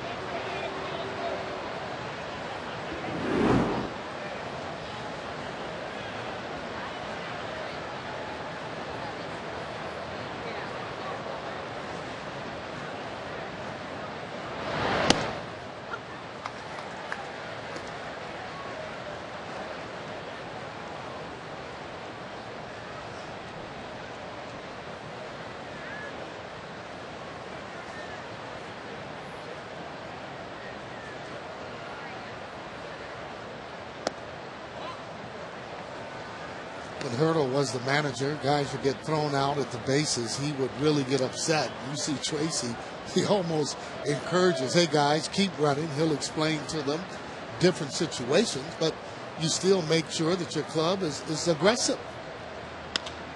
Barmas lines it to left field. Ibanez over, makes the grab, and the inning is finally over. 8 men come to the plate in the inning. The Rockies score 4 runs, and they now take an 8.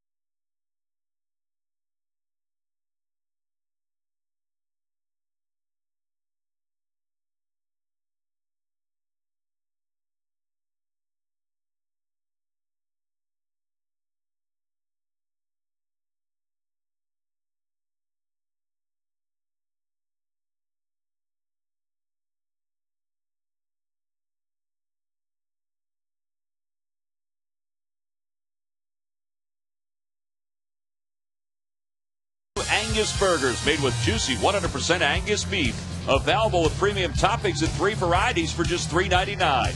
McDonald's, I'm loving it. By WB Mason, who but WB Mason for amazingly low office product prices.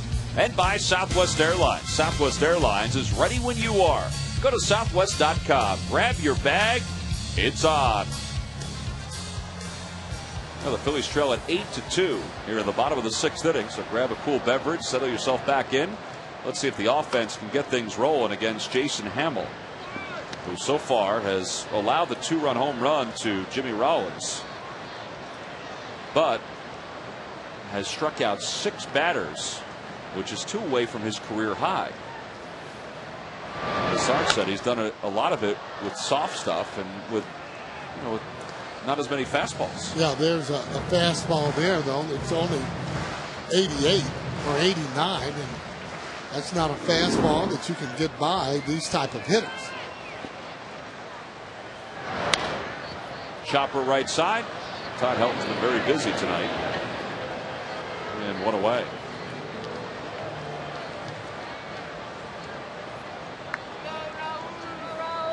So Ryan's 0 for 3. Here's Raul Ibanez. Raul's 1 for 2. He has singled and struck out. Sarge, offenses go through funks, and the Phillies obviously are going through one right here. And over the last week or so, and I guess it's just safe to say you just got to ride it out. Well, you got to ride it out, but the guys got to have just better bats, and that comes with just more.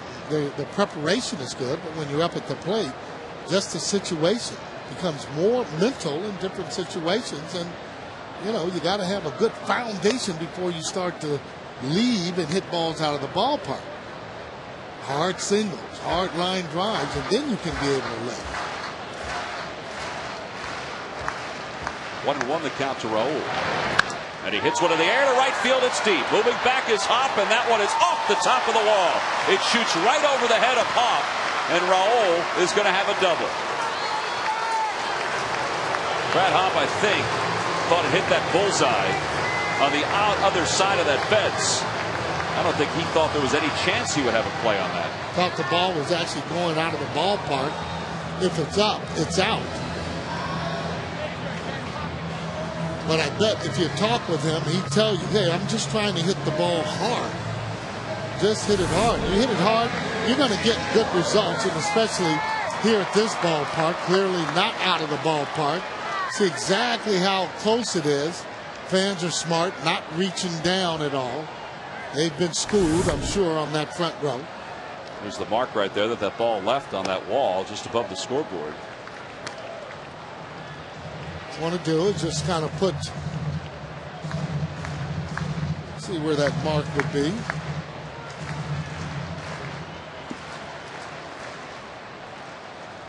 Want to know the count to Jason Worth.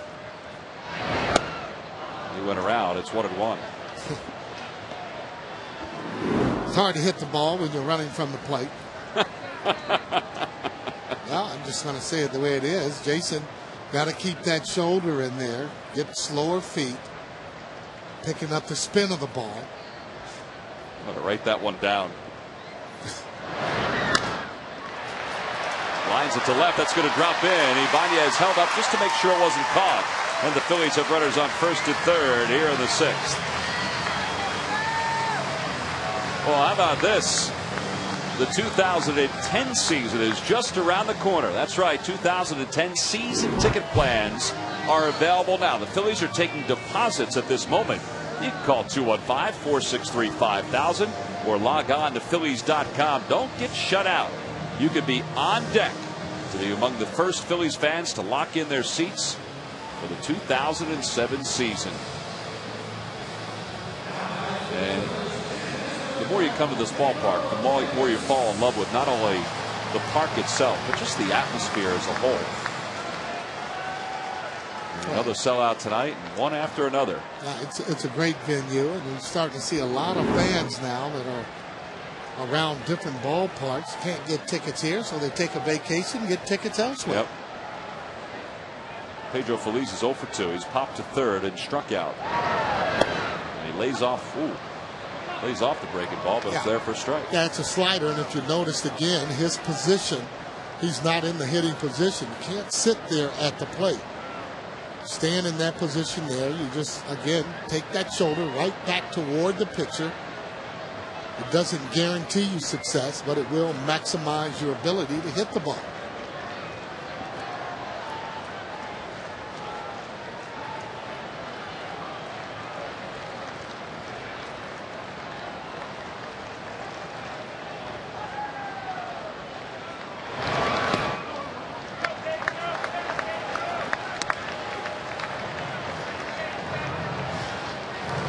Fields are down by 6. I mean, they still can come back. I mean, we've seen them before. Just need to put a few hits together. Grouping a blast here and there. They're right back in the game. Blast beating the home run. Pedro in the air to right center field. It'll be deep enough to score. Ibanez. Hop is under it, makes the catch. And Raul's going to score easily from third. So the Phillies get one back on the sac fly by Pedro Feliz. 53rd RBI as Joe Beimel is up and loosening for the Rockies. One of 2 relief pitchers that Colorado acquired before the trade deadline. Beimel came from Washington. And Rafael Betancourt came from the Cleveland Indians. 2 outs. Jason Worth is still at first. And Carlos Ruiz is the batter.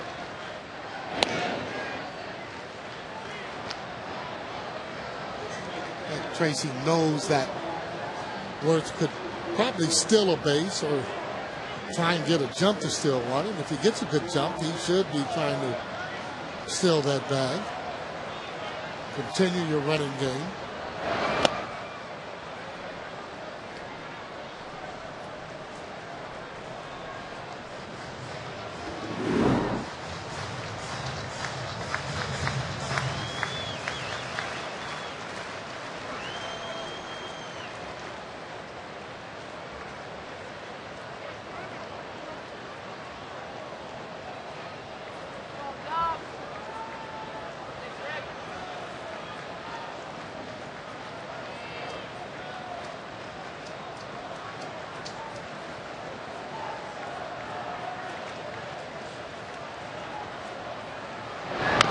Little cue shot right side.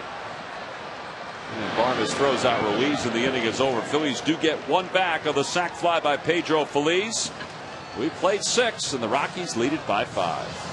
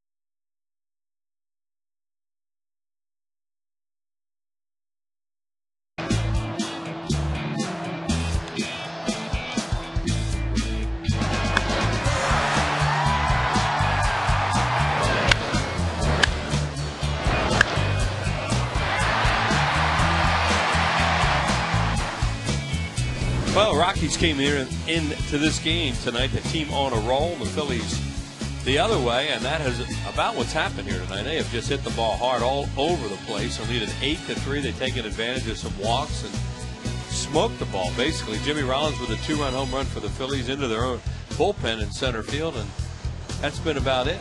Jamie Moyer charged with 6 of the runs. Rodrigo Lopez came in and gave up some more. Well, it'll be a full moon game if the Phillies all of a sudden start to come back.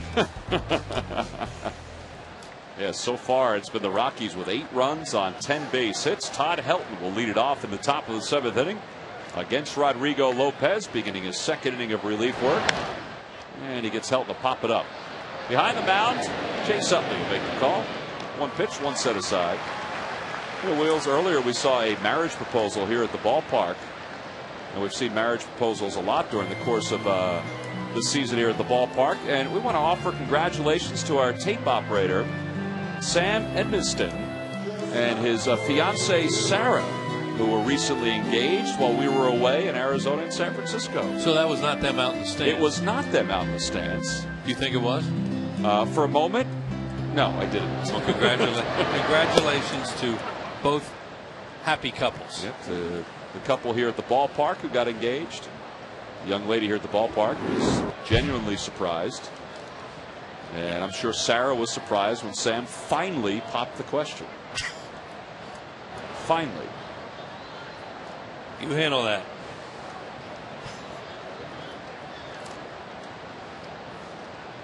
They've known each other since junior high? Yeah. High school? Yeah. 1 ball and 1 strike the count to Troy Tulowitzki. Tulowitzki has popped out twice. He's walked and scored a run.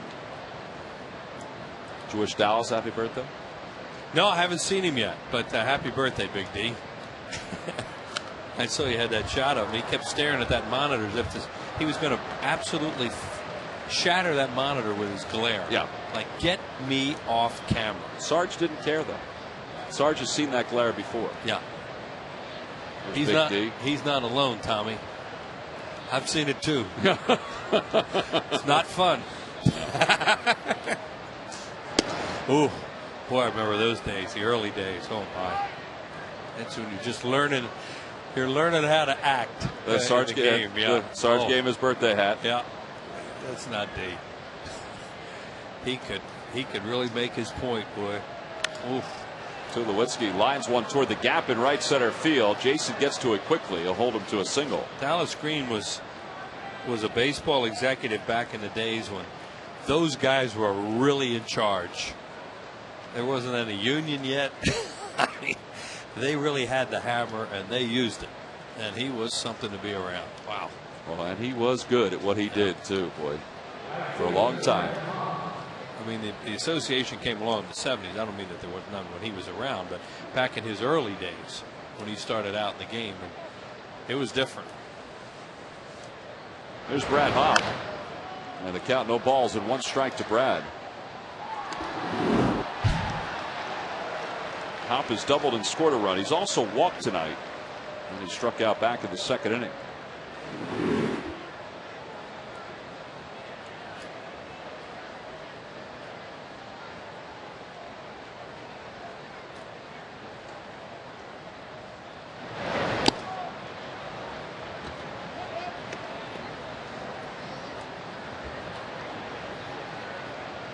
First appearance out of the bullpen for Rodrigo Lopez. Yeah, he got a lot of pitches in the middle of the plate last inning. They didn't miss him. There goes the runner. Tulowitzki got a great jump. No chance for Ruiz to throw him out. And that's his 15th stolen base of the year. Well, in this ballpark, you know, it's a 5-run game. And, of course, in the ballpark they play in Denver, you know, you try to get some runs at this point, and as Tom said, no chance there for Ruiz. So it takes the double play out of order.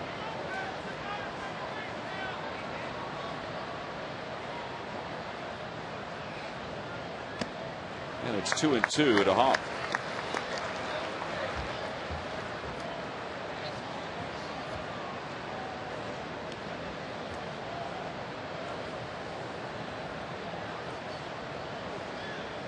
Rockies back on May 29th. That was the day that Clint Hurdle was relieved of his duties. They were 18-28. And that's when that division, the West, was one that you would just shake your head at. And a call, strike 3, and Hop is down looking. Well, the Dodgers were just blowing it wide open. Wide open. You know, the Diamondbacks were not that good. You know, the list goes on and on. I mean, they were just struggling. The Padres were struggling. Giants really hadn't gotten themselves settled down. And speaking of the Diamondbacks on our Toyota Major League scoreboard, how about Yusmeiro Petit, a no-hitter through 7. Phillies got him going last week. I guess so. He was getting crushed. Then he pitched a really good game against the Phillies, final game of that series. And this is his first start since then. The Diamondbacks comfortably ahead of the Pirates 6-0. Top of the 8th inning. Anyway, everything seemed to change. As we mentioned before, the Rockies won 19 of their next 24 under Jim Tracy. And they kind of did it out of nowhere. I mean, you know, obviously people out west were watching what they were doing, but you know, that division was so bad that it was kind of under the radar. And we mentioned before that only 2 other managers have won 19 of their first 24 when taking over in the middle of the season. And those 2 went on to make it to the postseason that same year. Joe Morgan did it with the Boston Red Sox. He was the most recent guy. Who was the other one? I'm sorry. I don't remember. I apologize. No, that's okay. I thought you had that one. No, in fact, when I was reading the articles before the ball game, I recognized obviously both, including Joe Morgan. 2-2 the count to Spilborghs. Well, that's a heck of a turnaround. Yep. I thought the other one was Bob Lemon. Remember he did that with the Yankees in '78. Took them from behind in August, brought them to the postseason. But it was not Bob Lemon.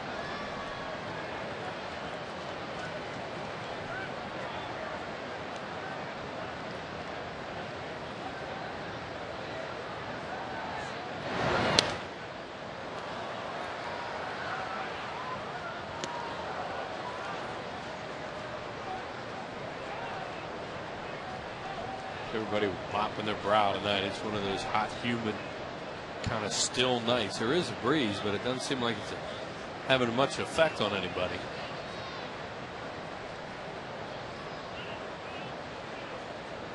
Certainly isn't slowing down the ball. No, it's flying, which it will do on nights like this.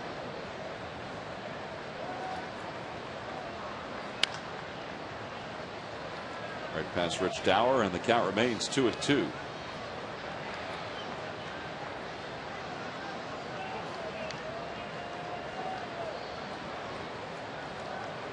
Nice going.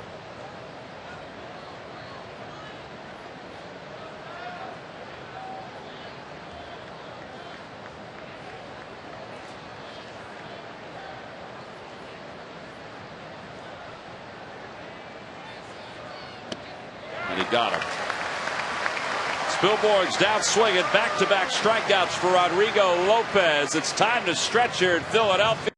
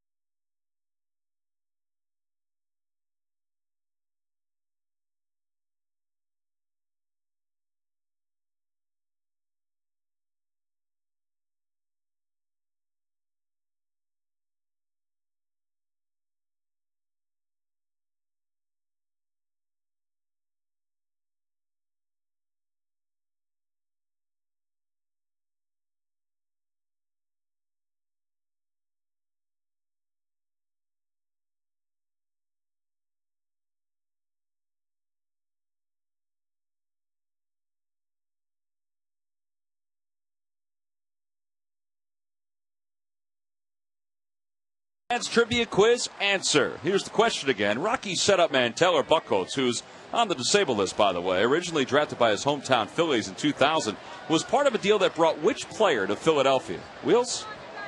Billy Wagner. Billy Wagner is correct in 2003. You can log back on to Phillies.com to find out if you're the winner of a Phillies prize pack. And thank you for playing Dodge Stump the Fans. Thank you for that question. That was an easy one for you, huh? Yeah, well, once in a while. Here's Greg Dobbs, who is pinch hitting here in the bottom of the 7th inning. Phillies down 5, 8-3.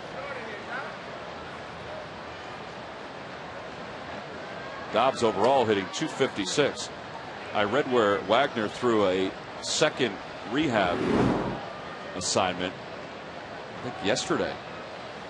And who knows if he's going to be back in August or at some point here in the month of August. 1-2 the count to Dobbs. Mentioned before that Brett Myers will throw a simulated game on Thursday for the Phillies. I don't think anybody expected he'd be back this season except for Brett. Yeah, he did too. You know, he felt from day one he was going to get back here. Dobbs turns over on one. And Hammel's been doing that all night long. And one away. Well, these lucky fans are tonight's Citizens 7. They will each receive a prize pack courtesy of Citizens Bank. Citizens Bank with the most 7-day branches in the Philadelphia area. To find a branch near you, visit citizensbank.com. One away here in the bottom of the 7th. And Jimmy, who homered his last time up, a 2-run shot.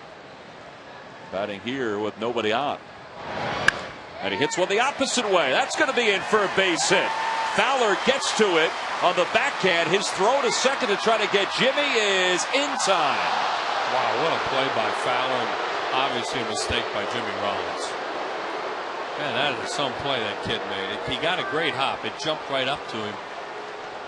Tremendous throw, but down by 5 runs, you can't be out at second base. 5th outfield assist of the season by Fowler. It was a close play, but boy, this throw was right on the mark.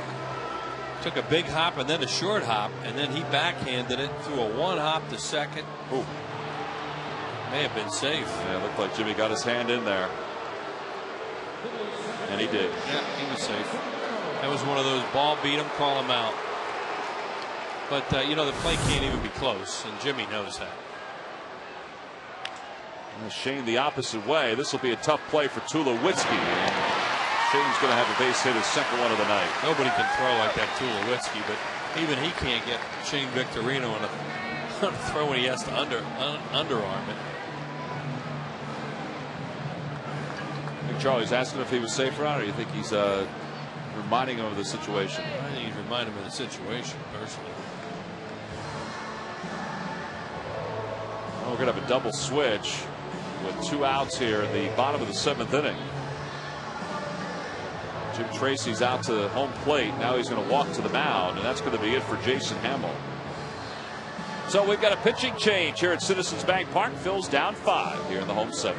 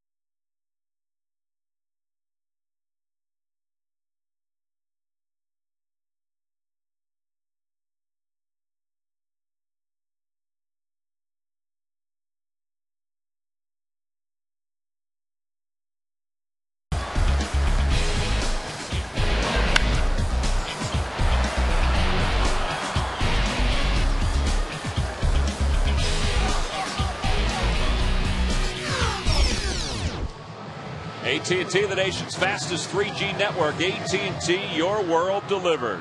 Carlos Gonzalez comes in as part of a double switch for the Rockies. Joe Beimel is the new pitcher. So Beimel will bat 6th, and it means Gonzalez will bat 9th.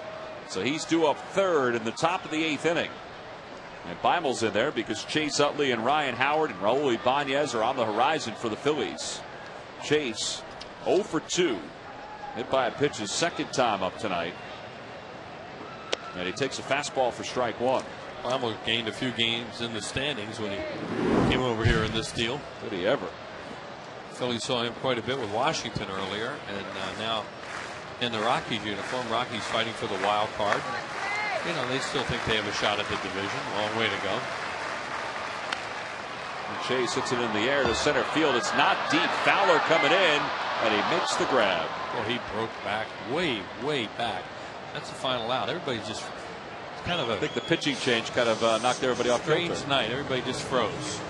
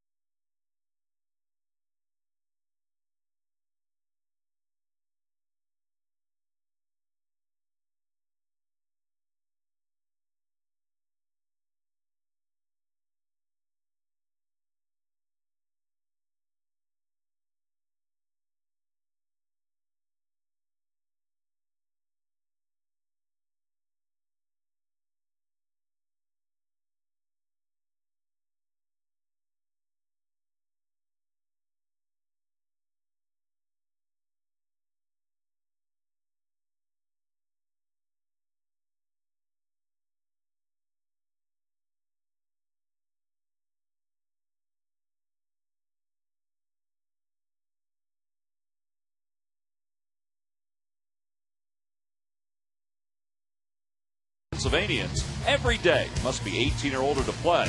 Please play responsibly. Well, top of the 8th inning, the Rockies lead it 8-3.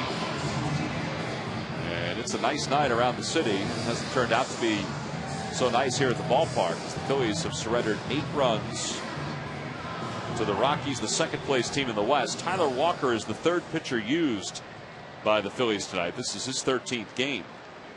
And he's on to face Garrett Atkins, Chris Iannetta, and Carlos Gonzalez. Trying to keep this at a 5-run ball game. Well, Atkins has not been retired tonight. He's got 2 hits, 4 RBIs, 2 runs scored. He's walked. And he just flat out wasn't hitting when he came into this ball game. No, well, he's always liked it here, like a lot of these Rockies. They got a lot of back leggers on this club, and you know, they like to swing. This is a great park for that.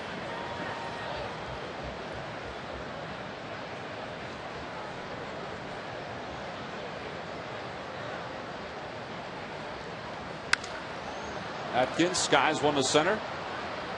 Should be an easy play for Shane, who waits. 1 away. Jamie Moyer started this game. He allowed 6 runs on 6 hits in 5+ innings. Rodrigo Lopez picked up for him. And Rodrigo has been charged with 2 runs over 2 innings of work. And now Walker. Mentioned this was his 13th game, a 3.00 ERA, and that just dipped down with that out. And here's Chris Iannetta.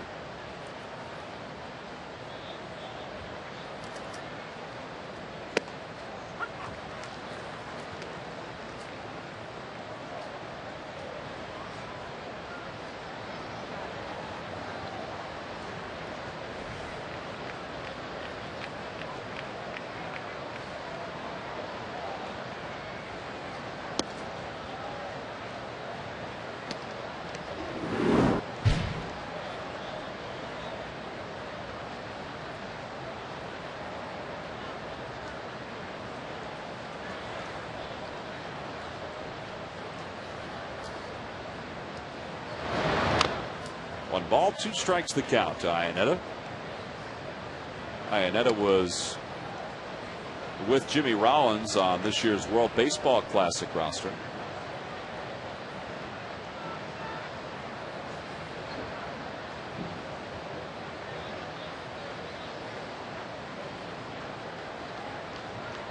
Hasn't hit for average this year, but he certainly has hit for power. Well, they have a nice catching situation with this guy and Torrealba. They're both pretty good players. David Torrealba is a guy that's really hurt the Phillies over the years. Another right-handed hitting catcher.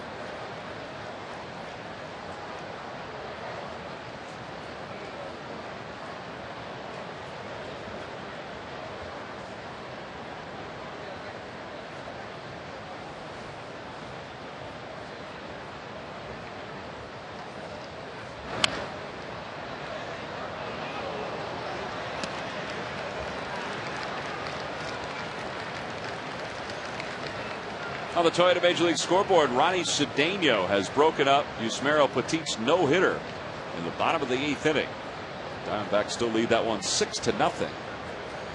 So Petit, who quieted the Phillies last week in that final game, 6 scoreless innings, 6+ scoreless innings.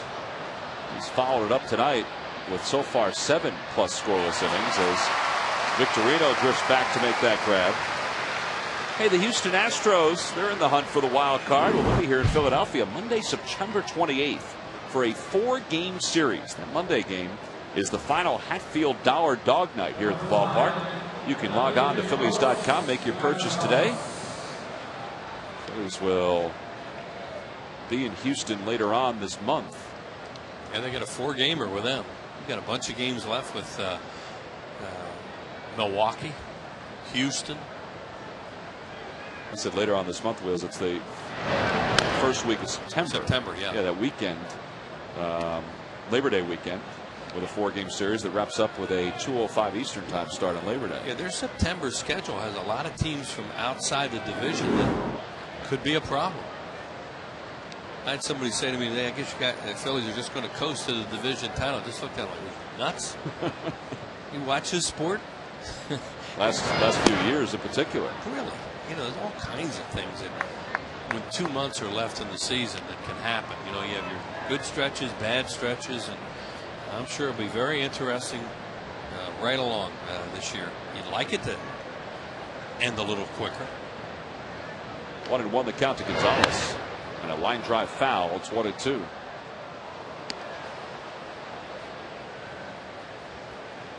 That gentleman in the yellow shirt put his hand out, missed the ball, but he's happy because people in his section grabbed that one. Gotta take the shades off, man. It's dark out. Wear my sunglasses at night. Knocked him over. Tough to catch that with those sunglasses. One hand, he said. One hand. Because he's got a phone in the other hand. It's about to ring, by the way. This is a can of corn right here. Yeah, right. And the phone in one hand and maybe broken fingers in the other. That had to hurt. It's a full moon. Chopper to Ryan Howard. And he just beats Gonzalez to the bag. And the inning is over. Well, it was Ryan or nobody to get to the bag to try to get that final out. 1, 2, 3.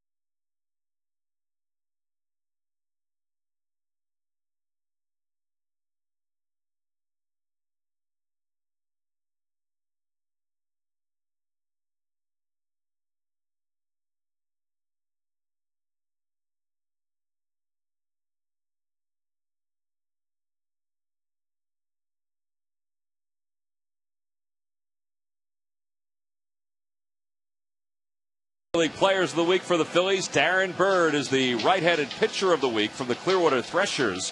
8 innings, 4 hits, 6 strikeouts the other day. And Leandro Castro, a left fielder with the Williamsport Crosscutters, hit .480 for the week with 3 homers and 6 RBIs. He also swiped 3 bags.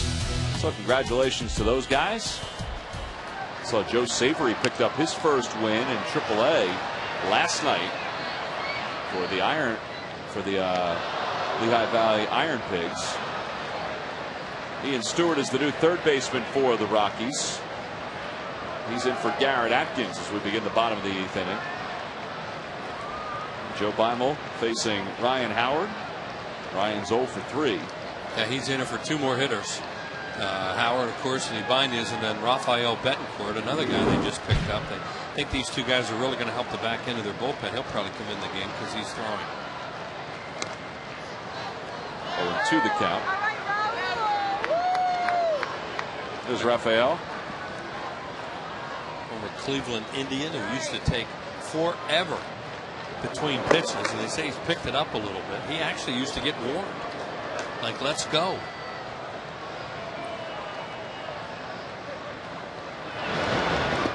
One and 2 the count. See, teams just continue to pitch Ryan Howard away, away, away. Occasionally come in and jam him, try to jam him, but not much because he's off the plate a lot.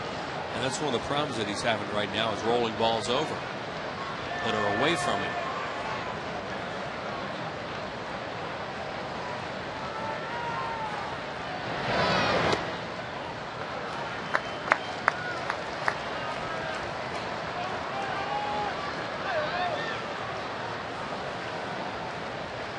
Been that kind of night.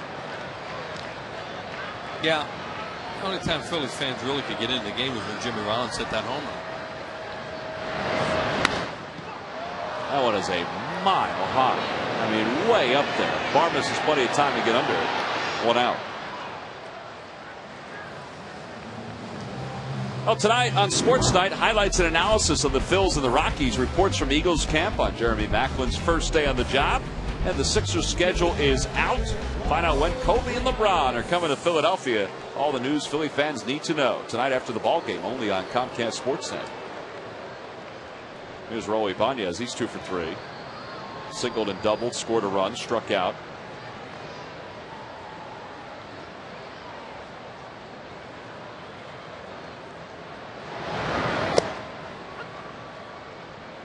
And the count is 0-1.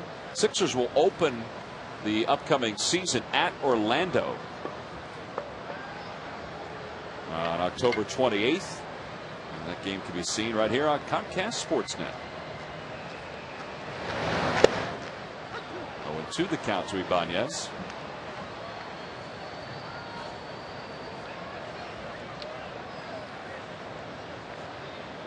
Beimel was really a workhorse last year for the Dodgers. Did a great job for them out of their bullpen. He's looking for a longer contract this year, and finally wound up signing with Washington after nobody came after him with a big long-term contract. Yeah, and he kind of got caught up with all the struggles that the Nationals bullpen had, and that their team had overall. I mean, his numbers, they're getting better. As Betancourt continues to loosen the pen, but his numbers were not great. There's Houston Street, closer for the Rockies. He's on a good roll. He's put them on easy street out in that bullpen at the end of the game. He is almost automatic right now. He had some good years with Oakland. See Beimel's numbers with the Dodgers. 3.04 ERA. Houston Street has saved 20 straight games for the Rockies. 2-2. You get Ibanez out, but he gives you quality at bats. He takes pitches, he fouls pitches off. He's not a guy who gives away at bats.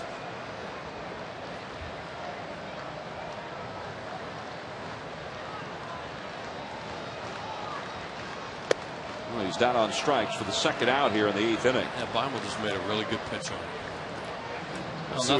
Well, nothing's happened in this inning, but they wonder if they go get Betancourt anyway. By nothing, I mean nobody's gotten on base. Here it is. He just makes a really good 2-strike pitch. Well, Jim Tracy has not moved from the dugout, so it looks like he's going to allow Beimel to face Jason Worth. Bob Apodaca went to the phone to make sure that Rafael Betancourt was ready. Jason is 0 for 4 against Beimel in his career. Well, probably still has in the back of his mind that the Phillies have stairs available. You know, if a couple guys were to all of a sudden get on and you were to bring Stairs out of the dugout, or that would keep him in the dugout actually if Beimel were still in the game. Houston Street gave up that home run to Matt Stairs in the final game of that series out there. Chase's 2-run home run had tied it, and then Matt Stairs' 2-run home run eventually gave the Phillies the win over Houston Street, who was in that game.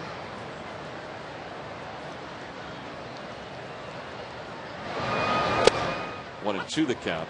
That Matt Stairs home run is always fresh in Phillies fans' minds, because that was the last home run that HK called before his sudden passing. And you know, there's a beautiful memorial out on the Hall of Fame Club in honor of Harry's career, and a Matt Stairs autographed ball is part of all the pieces of memorabilia that are part of that display out on the Hall of Fame Club. 1, 2, 3 go.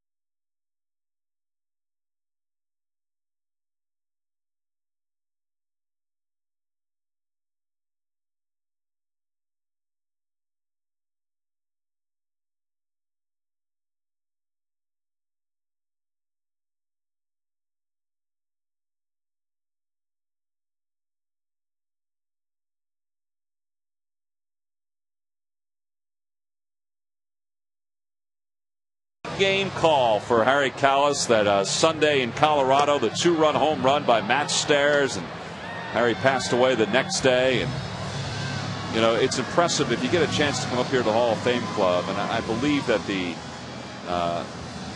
display is still out there. There's a bunch of things that are there, including Harry's score sheets from that final day in Colorado. The ball autographed by Matt Stairs. Harry's reading glasses are out there as well. And this Friday, you see Harry's jacket that has been hung in the dugout, both home and road, all season long with his white shoes. This Friday, Harry will be inducted into the Phillies Wall of Fame, and deservingly so. And it should be a very emotional night here at the ballpark when the Marlins come to town. That should be pretty special Friday night. A lot of guys are coming back, of course, because that'll be a part of Alumni Weekend. It'll kick off the Alumni Weekend with a lot of ex-players in town. 45 alumni and Phillies greats are returning to take part in the Alumni Night this Saturday, and a lot of them will be here on Friday night for the Wall of Fame ceremonies, including Bob Boone and Tony Taylor and Gary Maddox. The Bowl will be here. Mike Schmidt, Steve Carlton, Senator Jim Bunning, Robin Roberts will be here as well. It's going to be a very moving night here at the ballpark. Brad Lidge is the new pitcher for the Phillies. Count is 2 balls and no strikes to Dexter Fowler, who's 2 for 4. And that one's in there for a strike. It's 2-1. On the Toyota Major League scoreboard, how about the Nationals? Ronnie Belliard 2-run double. They've come back and tied the Marlins. That game's in the bottom of the 8th inning. Josh Johnson had a 4-0 lead in that game, and he hit his 3rd home run of the year. Carlos has something in his eye there, some dust, looks like dirt. That's really amazing. Come back on Josh Johnson like that late in the game. Jerry Crawford playing optometrist. Jerry can do it all. Yeah, he's so good he doesn't even have to take his mask off. And now he's going to take it off. I can't do it. Come on, Mark. Bringing Mark Anderson out, Phillies athletic trainer. Yeah, I can only do so much with a guy's eye. You got to bring out something and squirt it in there. What do you think, Jerry? Where should I go with this one?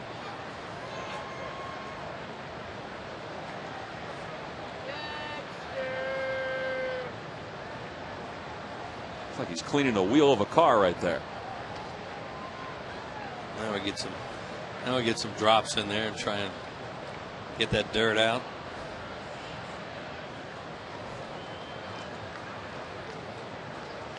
Carlos is saying, yeah, I'm fine right now. And then Mark's going to walk away, and then he's going to feel that little speck of dirt again.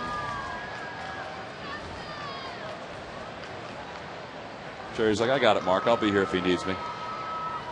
So Carlos looks like he's okay.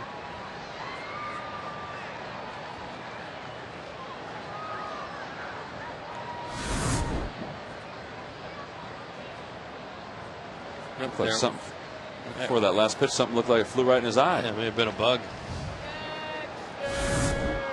Right through that mask. 2-1 the count. Dexter Fowler. And that's in for a strike. It's 2 balls and 2 strikes. Brad Lidge getting some work here with the Phillies down 5. Phillies have been struggling to have leads late over the last few ball games. Brad hasn't gotten some consistent work, and he's going to get the first out there. Fowler does run well, but Chase takes care of him. 1 away here in the top of the 9th inning. Well, they're in one of those little valleys right now, and you know, this game tonight was, you know, they just got behind early in this game, caught up a little bit, then got behind again, and going to have a little trouble catching up against the Rockies because they've really improved the back end of their bullpen.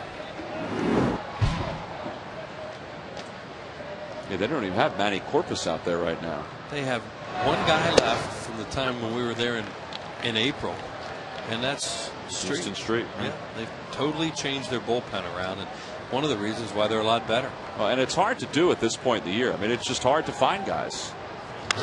Well, they have Matt Daly out there, who's from Bucknell, local guy. There is, well, that's not Betancourt now.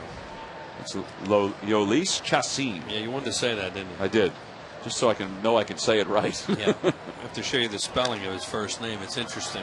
There's a pop up over by the mound. Pedro Feliz to the left of the hill makes the catch. 2 away. So 2 outs here in the top of the 9th inning.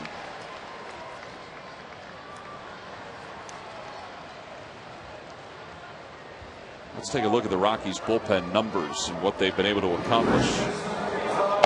4.67 ERA, which is 15th in the National League, 13-15. But man, it's a lot better than the way it was early on this year. They really picked it up.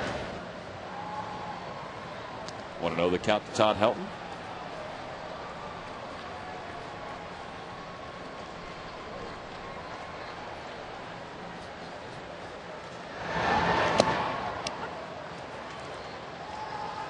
Helton tonight as a base hitter, run scored.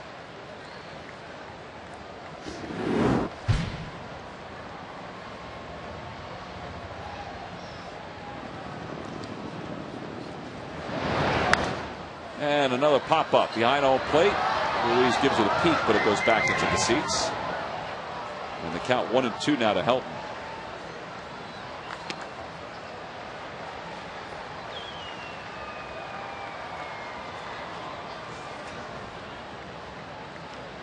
The young lady got a little stinger on her hand, but she got the ball. That little redhead is telling her to throw that ball back. I'm not throwing that back. Another souvenir heading toward the Hall of Fame club. Adam Dunn, a 2-run home run, and the Nationals have taken a 6-4 lead over the Marlins in the bottom of the 8th inning. Well, there's good news all over the National League East right now, except for here. Yeah.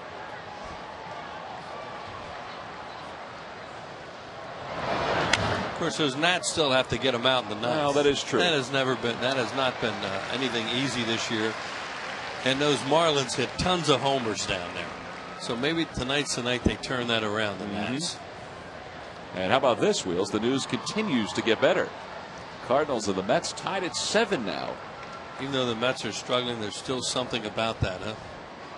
Frankie Rodriguez allowed 2 runs, or has allowed 2 runs. The Cardinals are still batting in that 9th inning. Stay with them.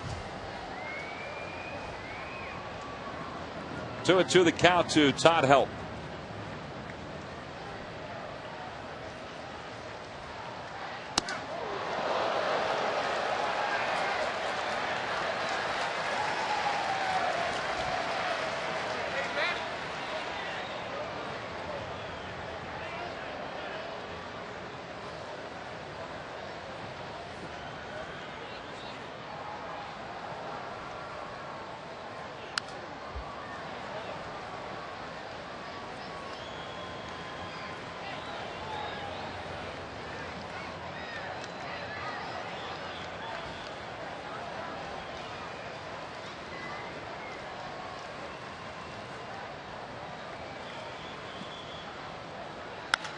Hot shot, scooped on, one hop by Chase Utley, waiting for Ryan Howard, and the inning is over. 1, 2, 3 go the Rockies here in the 9th inning. We head to the bottom of the 9th. Last chance for the Phils at the bottom of the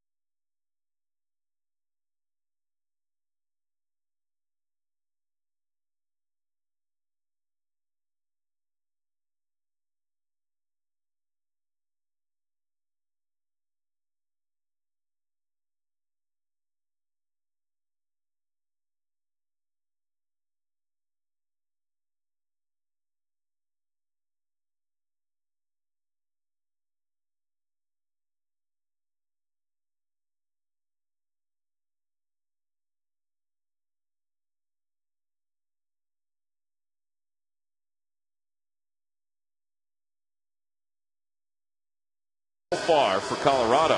6'3", 200 pounds, just 21 years old. And pitching in his first game here at Citizens Bank Park. Jacine, the number 2 prospect for the Rockies, according to Baseball America.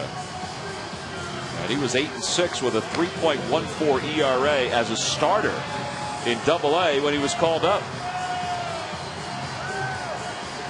And he's on to face the bottom of the order for the Phillies. It'll be Feliz. And then Ben Francisco's out on deck. It'll be another pinch hitter for the pitcher spot.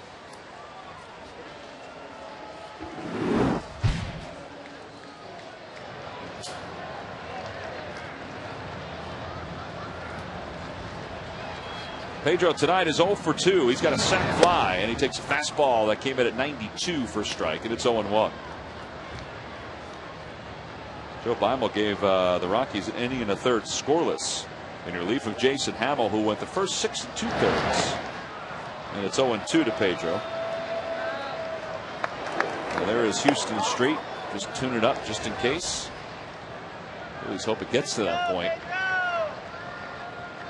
where he has to come in.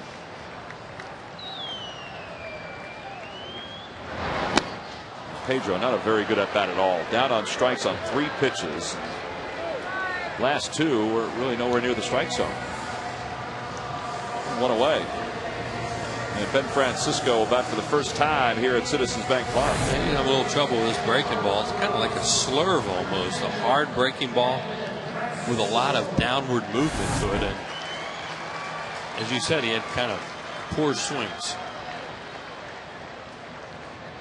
Ben Francisco now the batter.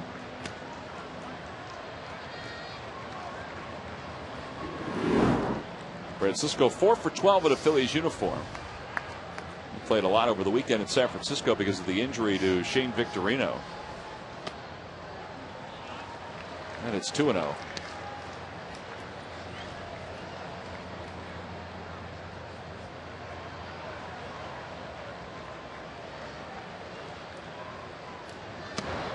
And 3-0 the count.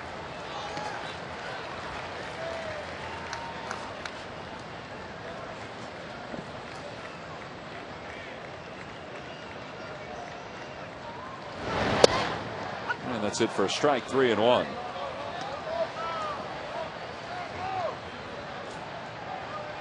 Francisco was hitting .250 with 10 home runs when he was acquired from the Indians last week. And he's aboard with a 1-out walk.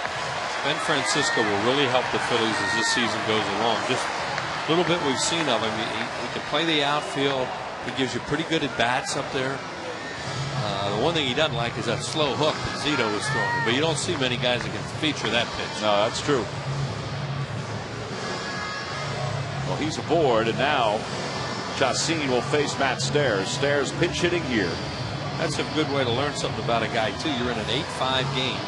And he goes up there and he does not give away an at bat. Even with the count in his favor, 3-1, he was still kind of patient to get on base. Well, he knows that's what the game is right now, is to get on base. He didn't put a rally together. Obviously, it's a long shot. You're down by 5 runs with an out. But, you know, try to get on base. And he did. It was a good at bat.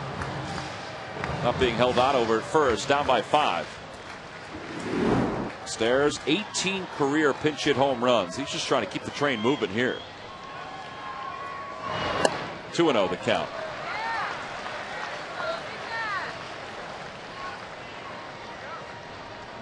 Jim Tracy's hoping that Chacin can stem the tide here and he won't have to go to Houston Street. Phillies would like to make one more run here at the Rockies in the bottom of the 9th inning. Been so good from behind this year. In the air down the left field line. Coming over is Gonzalez. Out is Stewart. He can't get there. 2-1 the count. Stewart did a nice job getting down there. I didn't think he was going to be anywhere near that ball. Yeah, he was the only guy that had a chance at it. They're shaded way over for Matt Stairs because he's such a pull hitter. You see how far the left fielder has to come for Gonzalez. Good try.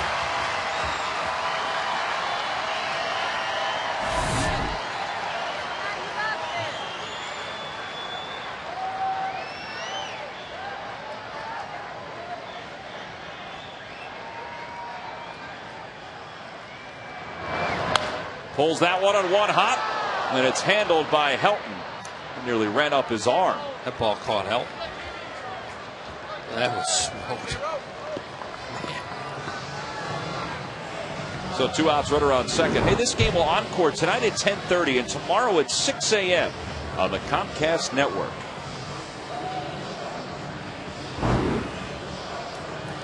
This game began with Jason Hamill on the mound for the Rockies. And Jamie Moyer for the Phillies. Hamill went 6 2/3, allowed 3 runs on 9 hits. He stands to be the winner. Jamie Moyer went 5+, allowed 6 runs on 6 hits. Here's Jimmy. Jimmy's 2 for 4. He's got a 2-run home run.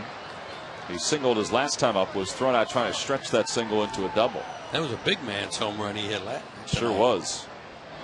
He went well into the Phillies bullpen before Jesus Tiambo made a nice catch out there. And the thing about it, too, Wheels, is if it was a couple of feet to the right, it may have hit the top of that wall and not gone out. Right, it may come back into play.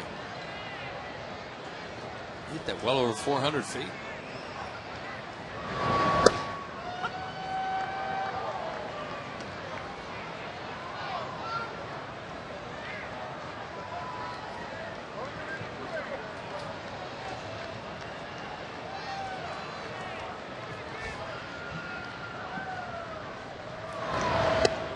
outside, 2-1.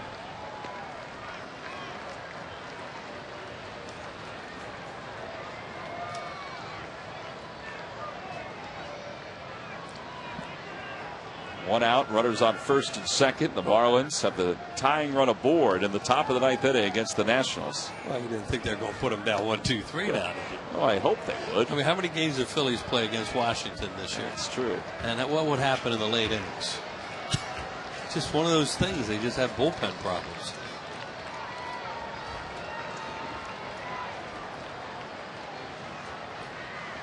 Two and two, the count to Jimmy.